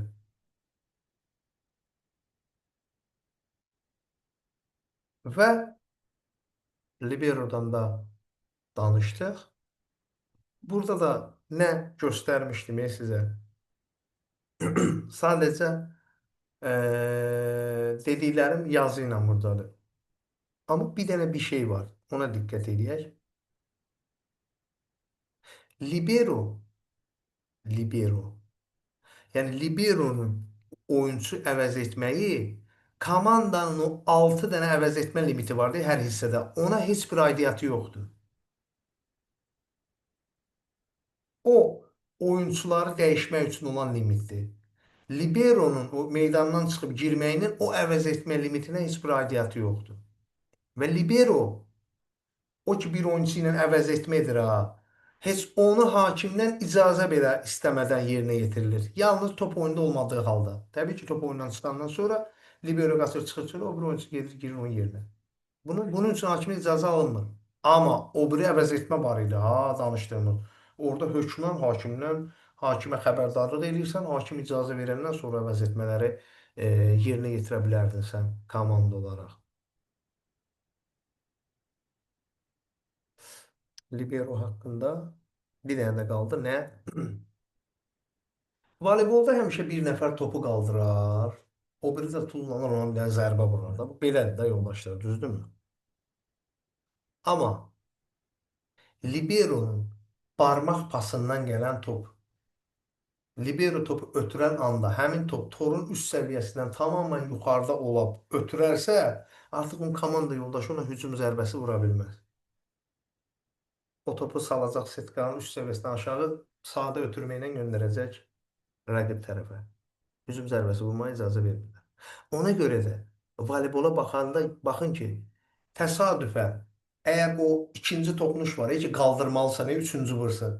Əgər o liberoya gəlibsə, yəni oyun əsnasında olur da ki, libero tərəf gəldi top, libero qaldırmalıdır topu. Libero heç vaxt belə yox, həmişə aşağıdan topu qaldırır. Ki, birdən o bilməz də torun üst səviyyəsindən top yuxarıda olmuş olar. Gəlirik voleybolda hakimlər bircə saniyə burada bundan göstərəməliyəm sizə. Ona görə bunu götürdüm. Deməli, voleybolda hakimlər. Hazırda voleybolu beynəlxalq yarışlarda 10 dənə hakim idarə edir. Yəni bir oyunu 10 hakim idarə edir. Meydana keçin, buradan göstərim sizə. Deməli, bunun ikisi oyunu idarə edən əsas insanlardır fitlə. Bu hündür kürsü olur bir dənə. Burada biraz başqa cür verilir. Hündür kürsüdə oturan olur baş hakim. Onunla üzbəüz masa hakimlərinin qarşısında dirəyin yanında olur köməkçi hakim. Və bu iki hakimə meydanda dörd dənə yan xətt hakimi kömək edir. Əlində bayraq olur. Bunun deyək ki, bununla bu arxa xətt də baxır. Bununla bu isə həm yan xətt də baxır, həm də o dərsin əvvəlində antenaları danışdığı, onu görən adam yan xətt bayraqlar hakimlərdir. Çünki o kənardan baxanda bilir ki, top hava ilə antenaya dəydi yoxsa yox. Neçə nəfər oldu? 6 nəfər. 6 nəfər. Yerdə qalan 4 nəfər də oturur masada. Bunlar kimlərdir? İkisi katib və katib köməkçisidir. Yəni bunlar ancaq bütün yazı pozuya baxırlar. Hansı komanda xal qazandı? Komanda yer dəyişmə etməli idi, etdimi? Nə bilim, kim çıxdı, kim girdi? Hansı komanda neçə time-out götürdü? Yəni də bildiyinizdə bütün protokolda nə yazmaq lazımdır, o işlərə baxırlar. Yerdə qalır 2 nəfər. Çelling hakimi. Bu çelling nə üçündür? Video görüntü tələbi var voleybolda. Elə burada adını çəkmişkən onu da deyəcəyik. Bir dənə də olur ehtiyat köməkçi hakim. Bu bilirsiniz hardan çıxdı ortaya ehtiyat köməkçi. O ehtiyat üçün oturub ki, kiməsə nəsə olsa hansısa hakimə o onun funksiyasını icra eləsin. Pandemiyadan sonra bunları çıxartdılar ortaya ki, pandemiya vaxtı bilirsinizsə pandemiyadan sonra əgər bir oyun hakimin halı pisləşərdisə, avtomatik bir dənə ehtiyat adam olsun o briqadanın içində.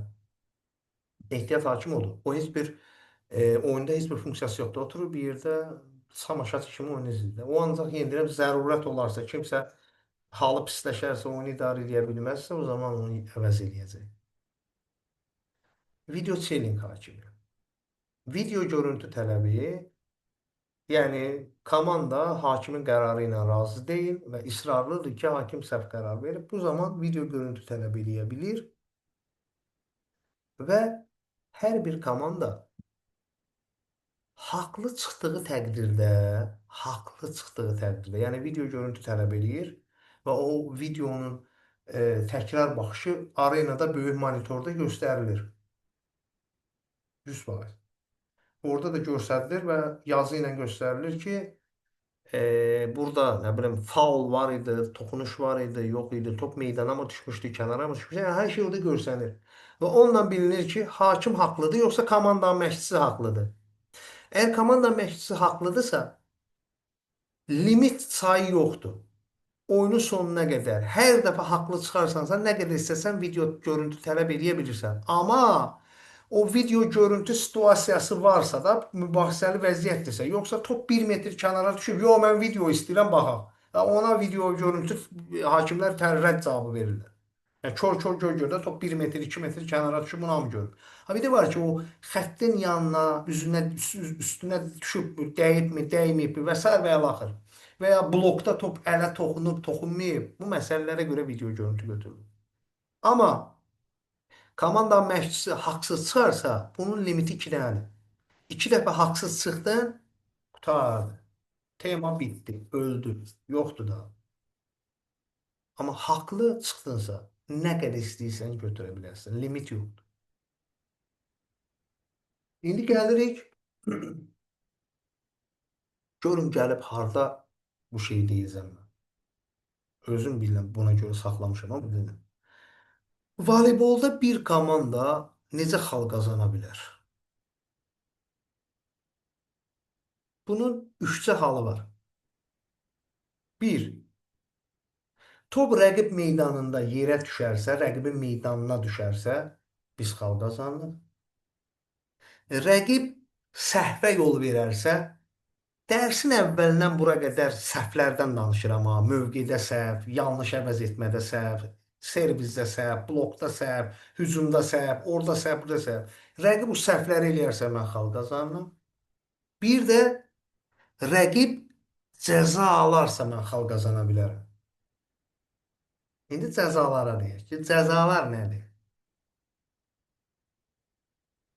Əgər hakim bir oyuncuya tək əldə sarı vərəqə göstərirsə, bu xəbərdarlıqdır həmin oyuncuya. Cəzası yoxdur. Amma sarı vərəq alan oyuncuya göstəriləcək növbəti vərəqə tək əldə qırmızı vərəqə olur. Hə, bunun cəzası var. Oyuncu meydanı tərk etmir, amma rəqibə bir xal avtomatik topu başlama haqqı da rəqibə keçir. Servisdə rəqibə keçir. Həmin oyuncu üçün növbəti cəza sarı-qırmızı vərəqə bir əldə göstərilir. Bunun cəzası həmin oyuncunu hissədən qovur. Daha rəqibə xalzad verilmir ha. Bunun cəzası odur ki, həmin oyuncu hissədən qovulur. Hə, indi bir situasiya çıxır ortaya. Oyuncunu hissədən qovdu. Oyuncu növbəti hissədə oynaya bilər. Amma limit bitməyib ki, əvəz etmə limiti. Yox, ha, ehtiyatdan bir nəfər girir onun yerinə. Yox, limit bitibsə əvəz etmə limiti. O zaman istisnaya baxılır. İstisna qalıb yerində. Hə, o istisna olaraq icazə verilir. Yox, o da qalmayıbsa, komanda məğlub oldu. Natamam heyətə düşdü. Deyək ki, indi komanda məğlub olmadı da, həmin oyuncunu qovduq hissədən, həmin hissə başa çatdı, növbəti hissə həmin oyuncu yenə oynayır. Və həmin oyuncu yenə də dinc dayanmır. Həmin oyuncu üçün göstəriləcək sonuncu cəza bir əldə sarı, bir əldə qırmızı vərəqəni göstərməkdir. Bu o deməkdir ki, artıq həmin oyuncunu bir dəfəlik oyundan uzaqlaşdırır hakim. Aspetrol yaxşı yox. Yenə də əvəz etmə limiti qalıbmı? Hə, girir. Qalmayıbsa istisna. O da qalmayıbsa məğlubiyyət. Bayaq dediyim şey. Və bir də indi baxın, əvəz etmədə sizə bir şey dedim. Dedim ki, eyni vaxtda iki üç əvəz etmək olar, amma hakimə bildirməlisən əvəz etmək istəyəndə. Bildirməsən, dedim ki, oyunu ləngitməyə görə xəbərdarlıq edir. Bu oyunu ləngitmə məşqçidə edə bilər, oyunçu da edə bilər, amma cəza ümumilikdə komandaya uyğulanır. Məsələn, oyunçu necə ləngidə bilər oyunu? Oyunçu bilir ki, time-outımız qalmayıb, kapitanam, time-out qalmayıb, əvəz etmə limiti də qalmayıb. Rəqib də öldürür bizi. Nə qayırım? Yalandan hakimə beyin deyirəm ki, ayaqqabımın ipi açılıb, başlayıram ayaqqabımın ipi açıb töküb yerə təzədən bağlamağa. Biraz vaxt tutmaq istəyirəm. Hakim də uşaq deyil, axı görür. Onu edəndən sonra, yəni deyirlər, baş məşqçi etsin, ya oyunçu etsin, xəbərdarlığı sarı vərəqə ilə eləyir. Sarı vərəqəni götürür, biləyə toxundurur və komandanı göstərir ki, bu komandaya xəbərdarlıq elədim ki, bir daha olmasın. Hə, oyun əsnasında mənim ayaqqabımın ipi həqiqətən açılıbsa, o zaman əlimi qaldırıram hakimə. Hakim da mənə baxsın da əlimi qaldırıram. Göstərirəm ki, ayaqqabımın ipi açılıb. Onda hakim əlbəttə ki, mənə oyunu saxlayır, mənə icazə verir ki, ayaqqabımın ipini bağla. Həqiqətən açılıbsa başqa şey. Və bir komanda ikinci dəfə ləngitmə bu prosesi həyata keçirsə, o zaman hakim yəni ikincidən sonra başlayır cəza uygulamağa. Cəza nədir? Hər dəfə qırmızı kartı biləyinə toxunduracaq. Və bunun da cəzası var. Cəza nədir? Rəqibə bir xal və topu başlama haqqı. Və deməli, bayaq dediyim o voleybolda xalı necə qazanmaq olar? 3 xalda xal qazanır. Top rəqib meydanında yerə düşərsə 1, rəqib səhv edərsə 2 və rəqib cəza alarsa. Cəza da dedik ki, xal söhbəti bir dənə tək qırmızıda verilir. Bir də oyunu ləngitməyə görə ikinci prosedurda biləyə toxundurur. Bu zaman rəqibə xal vermək və yəni rəqibə xal verilir, yoldaşlar. Və gələk voleybolda da biraz hakimin əl-qol işarəsinə və həmin əl-qol işarələrini onsuz da mən yenə də sizə Şəkil formasında atacağım. Amma yine də özüm yoxlayıram. Şəkildə gördüyünüz hakimin bu işarəsi bir üstünədir. Servisi başlayan komandanı göstərir. Servisi başlayan komandanı göstərmək, yəni xalı qazanmış komandanı göstərmək anlamına gəlir. Amma qaydalarda heç vaxt yazmır ki, bu xalı qazananı göstərir. Bu servisi qazananı göstərir. Və ondan sonra servisi icazə verirəmsə, düt fit çalıb əlimi beyləyirirəm. Yəni o deməkdir ki, o top oyuna başlar. Serviste adam topu atmayıp vurdu. Biz dedik ki top mütləq atılmalıdır. Topu atmayıp əlində belə saxlayıb vurdusa, o zaman qayda pozuntusudur. Hakim fit çalıb əlini bu üzə göstərən sonra bir dənə belə bir işarə eləyir. Bir dəfə. Yəni top havaya atılmadı. Və ya bir oyuncu topu tutdu. O tutub attı dediyim məsələ. O zaman əlini belə qaldıracaq yuxarıya. Bir oyuncu topa iki dəfə toxunarsa dalbadal iki göstərir. Bir oyuncu bir komanda topa 4 dəfə toxunursa 4 rəqəmini göstərir. Servis icra edən 8 saniyə icra eləməsə piti çalıb 8 rəqəmini göstərir. Top meydandadır. O zaman əli ilə meydanı göstərəcək. Top meydandan kənardadır. Bu işarəni verəcək. Top oyuncuya dəyib gedib. O zaman bu işarəni verəcək. Sonra nə bilim, blok qurmada səhv olub. Bu işarəni verəcək, əlini belə. Yer dəyişmədə səhv olub. Bu işarəni verəcək. Vərəqələri dedim, göstərdim. Oyunda mübahisəli top olsa bu işarəni göstərəcək. Bəs mübahisəli top nə zaman qeydə alınır? Əgər top iki oyunçunun əlləri arasında eyni vaxtda qalarsa, bu da ancaq torun üstündə ola bilər. İki oyuncu arasında qalarsa, iki oyuncunun əlləri arasında o zaman mübahisəli top qərarı verilir. Heç kimə xal verilmir. Sonuncu dəfə servis kimdə idi? O komanda top oyuna daxil edir. Oyuncu tora toxunarsa, əli ilə toru göstərəcək. Bu arada, yoldaşlar, top tora toxuna bilər. İstəyir servisi vuranda top tora dəyib rəqib tərəfə keçəcəksə problemi yoxdur. Oyun əsnasında top tora dəyib rəqib tərəfə keçəcəksə problemi yoxdur. Hətta top tora dəyib geriyə qayıdırsa, bizim hələ 3 toxunuşumuz bitməyibsə ona davamlı olaraq oynaya bilərik. Problem yoxdur. Yetər ki, voleybolçu tora toxunmasın. Tora toxunarsa hakim fit çalıb göstərib əli ilə toru göstərəcək.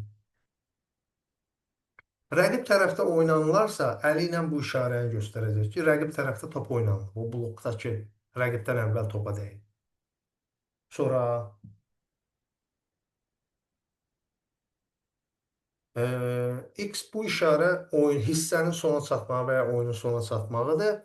Qalanlarını orada baxarsınız. Mən bir dənə də bu bayraqlar hakimlər var. Onların cəmi 5 dənə işarəsi var. Onu deyəcəm sizə. Çox sadə bir şeydir. Əlində bayraq olur. Əgər top meydandan kənara gedəcəksə, bayrağı qaldırır yuxarıya. Yəni bayrağı qaldırır, tık yuxarıya. Yox, top meydana düşübsə, bayraqla meydanı göstərir. Top kiməsə dəyib gedibsə, o zaman bayrağı tutur əlində qoyur, bayrağın üstünə vurur. Və o servis xəttinə baxan bayraqdar hakim, oyuncu servis xəttini taftalayıb servis icra eləyərsə, bayrağı qaldırıb əlinə yelləyir. Baş hakim nə bilir ki, adam servis xəttini taftalayıb. Okay. Yox, əgər o antena söhbəti pozulubsa, o zaman da ona baxan hakim bayrağı baş üzərində yelləyəcək.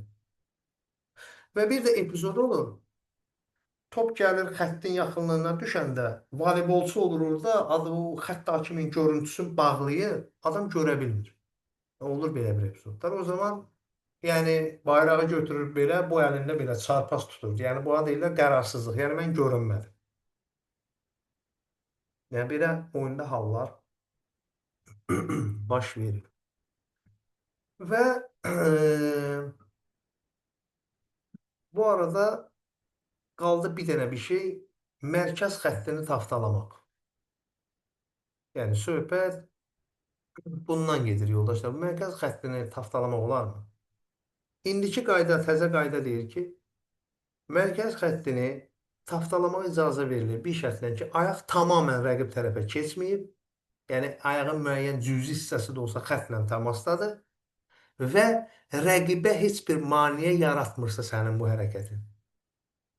Yəni rəqibə toxunsa artıq bu qayda pozuntusudur və ya ayağının keçdiyi yerə gəlir top düz rəqib tərəfdə. Bu şey maneədir.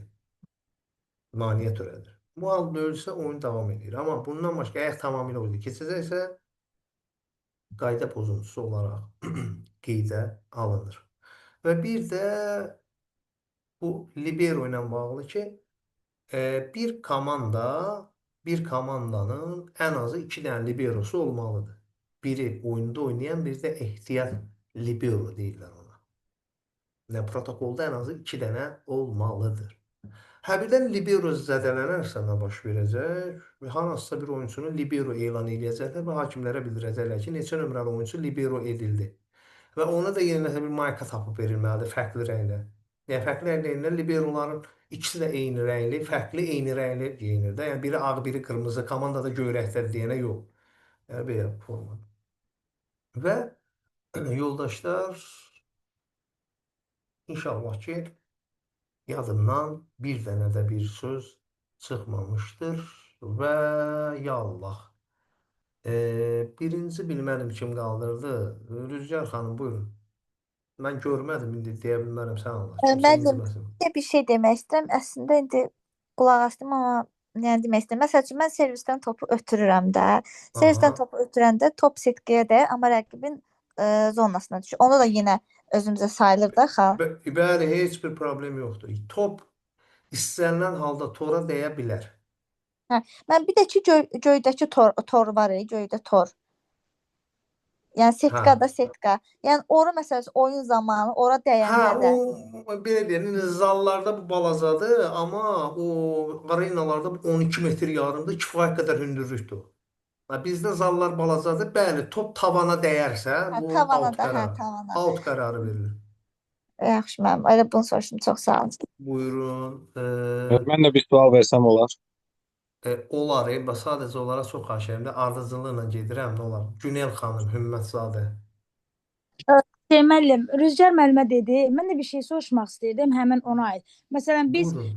məktəblər arası yarış keçirtmişdik. Orada məsələn o hakimlər onu qeydə almadı. Top tavana dəydi, oyun vaxtı idi amma. Oyun Aha. gedirdi. Tavana dəydi, düşdü, topu saxladılar, verdilər rəqib komandaya. Yəni bizdən xalı aldılar da belə deyim. Verdilər rəqib Top komandaya. sizdən getmişdi tavana. Servis bizdən başladı. Oyun gedirdi. Vəssalam, vəssalam. Bir yola bildim. Top sizin komandanın oyuncusundan getdi də tavana.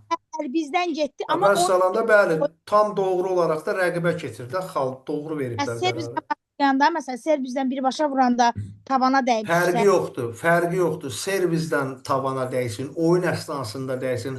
Hansı komandanın oyuncusundan gəlib dəydisə, onun rəqibinə xal verilir.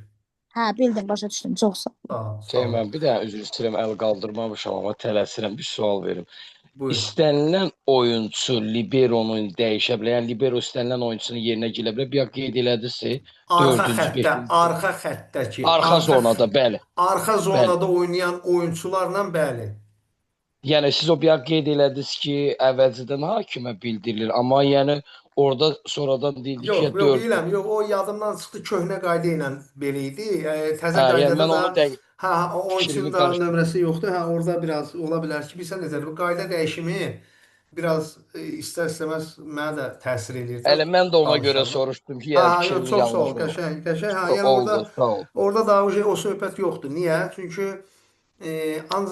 Çünki iki dənə libero daim şey eləyir. Yəni danışmayım da köhnə qaydanı danışıb error Bəli, verdirməyim. bildim. Arxa zonada istənilən oyunçu ilə Bəli, dəyişə bilər. istənilən oyunçu ilə dəyişə bilir. Yəni fərqi yoxdur ki, o iminli birinci zonadakının yerinə girməlidir. İstəyir 6-ya girsin, 5-ə girsin, özü bilir. Oldu, çox sağ olun. Sağ ol.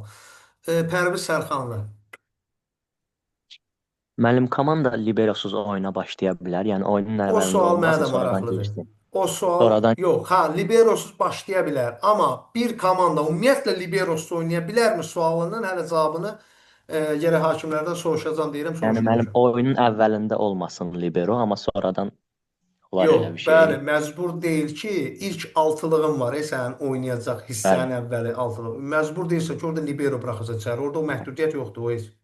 Yəni sonradan girə bilər o. Sonra. Aydın. Amma mənim özümə bir sual maraqlıdır ki, məsələn beynəlxalq yarışlarda bir komanda liberosuz deyir ki, mən libero ilə oynamıram. Liberosuz oynayıram. Görürsən buna icazə varmı?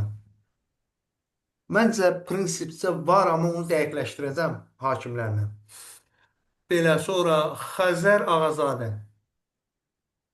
Yəni mənə də növbə çatanda deyim də mən. Salam Hüseyn müəllim. Hüseyn Siz müəllim, bəli. bu vəziyyəti bir başa salım. Servisdə topu başlamaq istəyirəm, servisdən. Aha. Topu Aha. atıram göyə, vurmaq istəyirəm. Amma hiss edirəm ki, topa yaxşı vura bilməyəcəm. Topu mən necə eləyim ki, təkrar vura bilim? Top yerə dəyib qalxmalıdır, top tutmalıyam, yoxsa nəsə eləməliyəm orada? O topu tutarsansa bu qayda pozuntusudur. Bildim. Amma Və tutmasam? təzə qaydalarda bir dəfə topu buraxırsan yerə düşür. Dəymirsən. Ha, Bir dəfə bəli, ona icazə verirlər. Mən aydın, bildiyim. aydındır. Bir də sualım var, bu yumruq Buyurun. məsələsi. Siz qeyd edildiniz ki, istənilən, əlin istənilən hissəsi ilə Yox, daha 10 sualım vermə, xahiş edirəm. oldu. Əgər deyirsə, deməli o da belə çıxır ki, mən bu formada da topa vura bilərəm. Bax bu Aydın. formada. Bəli. Yəni bax bu formada da vura bilərəm. Mənə heç kim bir qəbahət qoymayacaq. Çünki qaydalarda o heç vaxt önəmə çıxmır. O deyir ki, əlin, qolun istənilən hissəsi ilə vura bilərsən. Aydındır, Yetər ki, top tutulmasın və atılmasın deyir. minnətdaram. Çox sağ olun Hüseyn müəllim. Buyurun. Buyurun. Gəlirik Azər Abbasov. Bir daha Müəllim, axşam salam, necəsiz? Salam Röya xanım. Azər Abbasov buyurun. Mən növbə ilə gəldim. Əl qaldırma işarəsi ilə xahiş edirəm. Bildim, bir dənə o şey deyim mən sizə, o liberosuz söhbəti. Liberosuz oynaya bilər. Yox, söhbət odur ki, beynəlxalq oyunların heç birində belə bir hal görünməyib. Çünki elə istəmirlər, yəni amma ümumi yəni istəsələr oynaya bilərlər liberosuz da. Tamam, mən indi onu yenə deyirəm də, ya qaydalar kitabından oxumalıyam, ya da ki, beynəlxalq hakimlərin biri mənə təsdiq eləməlidir ki, mən onu belə inci binə sözündən, mən onu qəbul edeyim. Yəni sizin deməyinizə görə mən onu bu dəqiqə qəbul etməyəcəm. Yəni məni doğru anlayın, başa düşün də. Yəni o baxımdan. Ola bir şey. Azər müəllim buyurun. Yox, bir dəqiqə də bir gəldik də yoldaşlar, xahiş edirəm də. Azər müəllim buyurun. Mən nə bilmək istəyirəm? Servis atışları mütləqdir ki, baş üzərinə top atılmalıdır. Belə deyək, Yox, əldən ayrılmalıdır, əldən çıxmalıdır. Yəni topu tutaraq bu formada, bax indi burada alma var, başqa şey yoxdur. Topu bu formada tutaraq bunu vura bilməzsən. Bu top mütləq atılmalıdır. Bir də aşağıdan servis atışı var. O var. Prosto heç bir professional voleybolçu özünə onu sıxışdırıb belə uşaq servisi burası deyil. Amma ona icazə var. Başa düşdüm. Çox sağ olun. Abbas. Salam Hüseyn müəllim. 3 Tamam. dənə sualım var. Biraz Buyurun. zəhmətli davranırız. Video təkrara hər hissədə 2 dəfə icazə verilir, yoxsa ümumi Qardaş, oynarız? mən bildiyim, mən də əvvəl elə bilirdim, sonra mənə dedilər ki, bu ancaq oyun ərzinə aiddir. Minimum neçə oyuncu olmalıdır ki, oyun başlasın? Minimum 6 nəfər olmalıdır. 6 nəfər olsa başlaya bilər. Bir də mənim hücum zərbəsi vurandan sonra oyunçunun əli tora dəyərsə o qayda pozuntusudur, yoxsa yox? Bəli.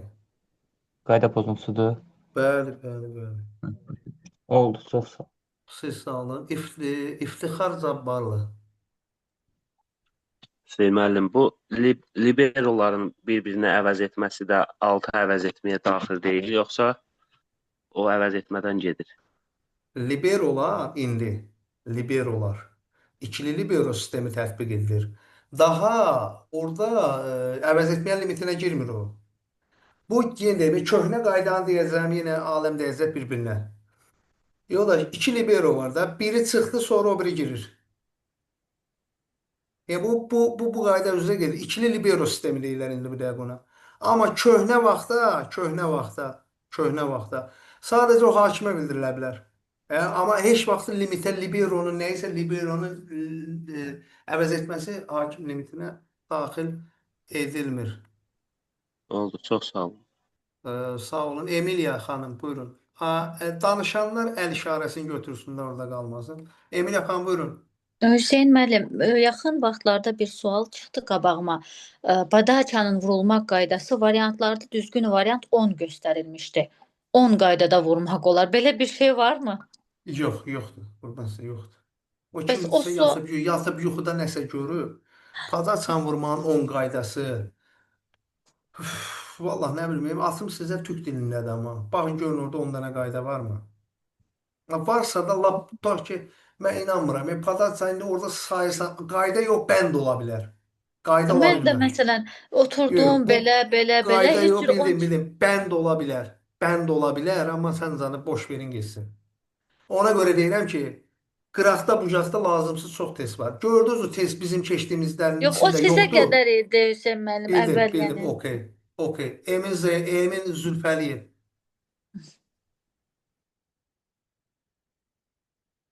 Axşamınız xeyir müəllim. Axşamınız Deməli, xeyir. belə bir sual çıxmışdı qarşıma. Elə bayaq cavabını aldım. Sadəcə dəqiqləşdirmək istəyirəm. Deyir ki, Hı. libero ön zonaya keçib də barmaq pası ötürən zaman top tordan yuxarı qalxdıqda hücum zərbəsini yerinə yetirmək olmaz. Bəli. Düzdürmü? Düz başa düşürəm. Düzdür, bayaq mən də dedim onu, təsdiqlədim. Müəllim, bu arxa zonaya da aiddir. Yəni liberon harda Bəli, olması bəli, bəli, bəli. Onun barmaq pasından gedir ha söhbət. Bu pasdan gedir. ancaq barmaq pasıdır. Aydındır ki, bu pas heç vaxt tordan yuxarı çıxamaz da. Gərək onda onun boyu 3 metr 50 sant olsun ki, belə top vuranda top yuxarıda olsun. Bəli, aydındır, bəli. Ha, yəni barmaq pasından ötürülən top torun üst səviyyəsindən yuxarıda olsa, onun da ön zona, arxa zonada olmanın bir önəmi yoxdur. Yetər ki, topu dediyimizdən olmasın. Tamam, aydındır. Təşəkkür edirəm. Sağ olun. İlaha xanım.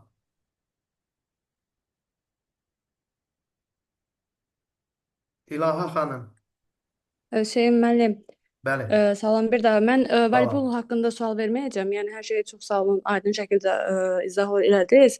Mən sadəcə bir dənə sual vermək istəyirəm ki, bu sertifikasiyaya düşmə ehtimalı varmı deyə. Bu Nəyin? bizdə tibbi yardımla falan bağlı. MİQə adətən deyirlər düşür. Düşəcək, İlkin yardım. sertifikasiyaya da düşəcək. Biz ilkin yardımı keçəcəyik. Mənim sizə danışacağım axırıncı dərsdir. Bu da hardasa aprelin axırı, mayın əvvəlinə təsadüf edəcək. Hə, onu soruşmaq istəyirdim. Çox sağ olun. Tamam, sağ olun. Ayşən Muradova. Müəllim, mən də bir sual vermək istəyirəm. Basketbolda depozit yerləşdirirdilər video materiala baxmaq üçün. Bunda da elədir, yoxsa? Yoxdur. Elə bir şey Bir də yoxdur. neçə dəfə video materiala baxmağa icazə var? Və dedim axı ki, haqlı çıxırsansa, mənim telefonumu gətirin mənə. Haqlı çıxırsansa, limitsiz. Haqsızsansa 2 dəfə. Hə, müəllim, oldu, sağ ol. Sağ olun. Honorla qoşulan ad yoxdur. Honorla qoşulan adı Honor yazılır. Müəllim, mənəm, Elnur Məmmədov. Bəli. Müəllim, o dördüncü hissə olur, o yarımçıq hissədə. Yəni orada, yəni 3 Beşinci dəqiqədir, hissə. yəni 5-ci hissə. Yəni orada da fasilə maksimum 3 dəqiqə olmalıdır, yoxsa Bəli. Orada heç bir şey eyni, yoxdur. Yəni fasilələri eynidir də ayrımsız. olar. Bəli. Aydındır. Oldu. Çox sağ ol. Sağ olun. Bayram qardaş, buyur.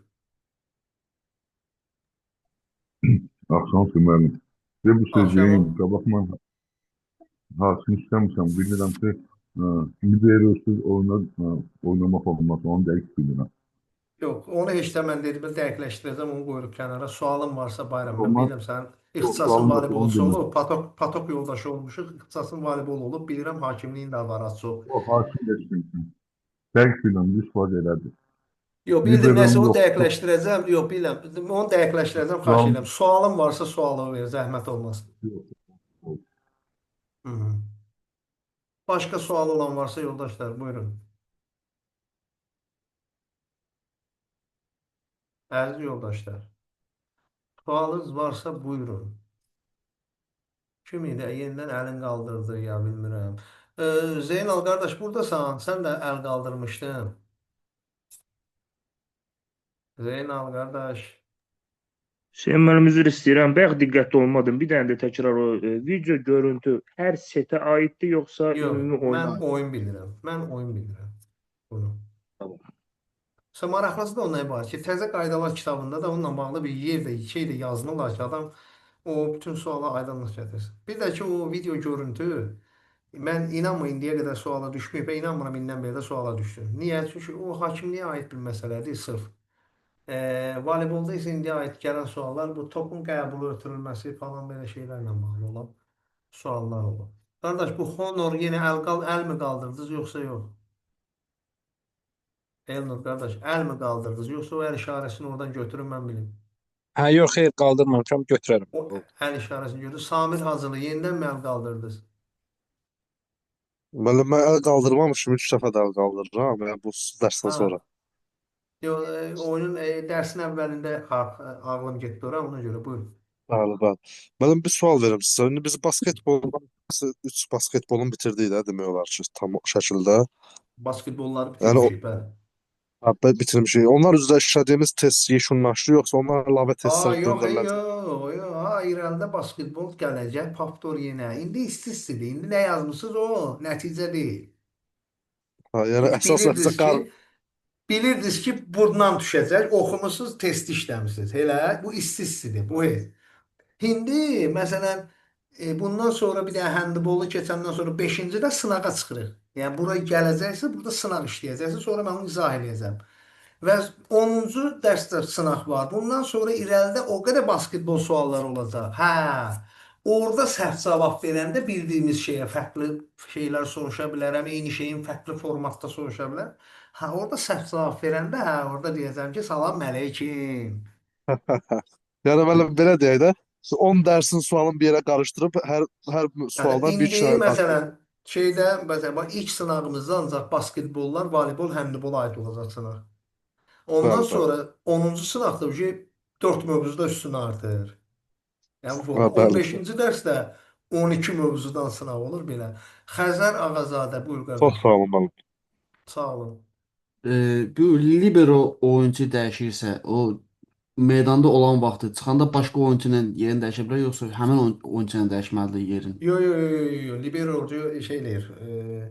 Artıq o yer dəyişmə gedən söhbətdə liberoya aidiyyatı yoxdur qaydalar. Mən dedim ki, o oyuncu əvəz etməsi qaydalarının liberoya aidiyyatı yoxdur, limitin liberoya aidiyyatı yoxdur. Onda bir növ üstünlükdür də, istədiyin oyuncunu onun yerinə sala bilərsən.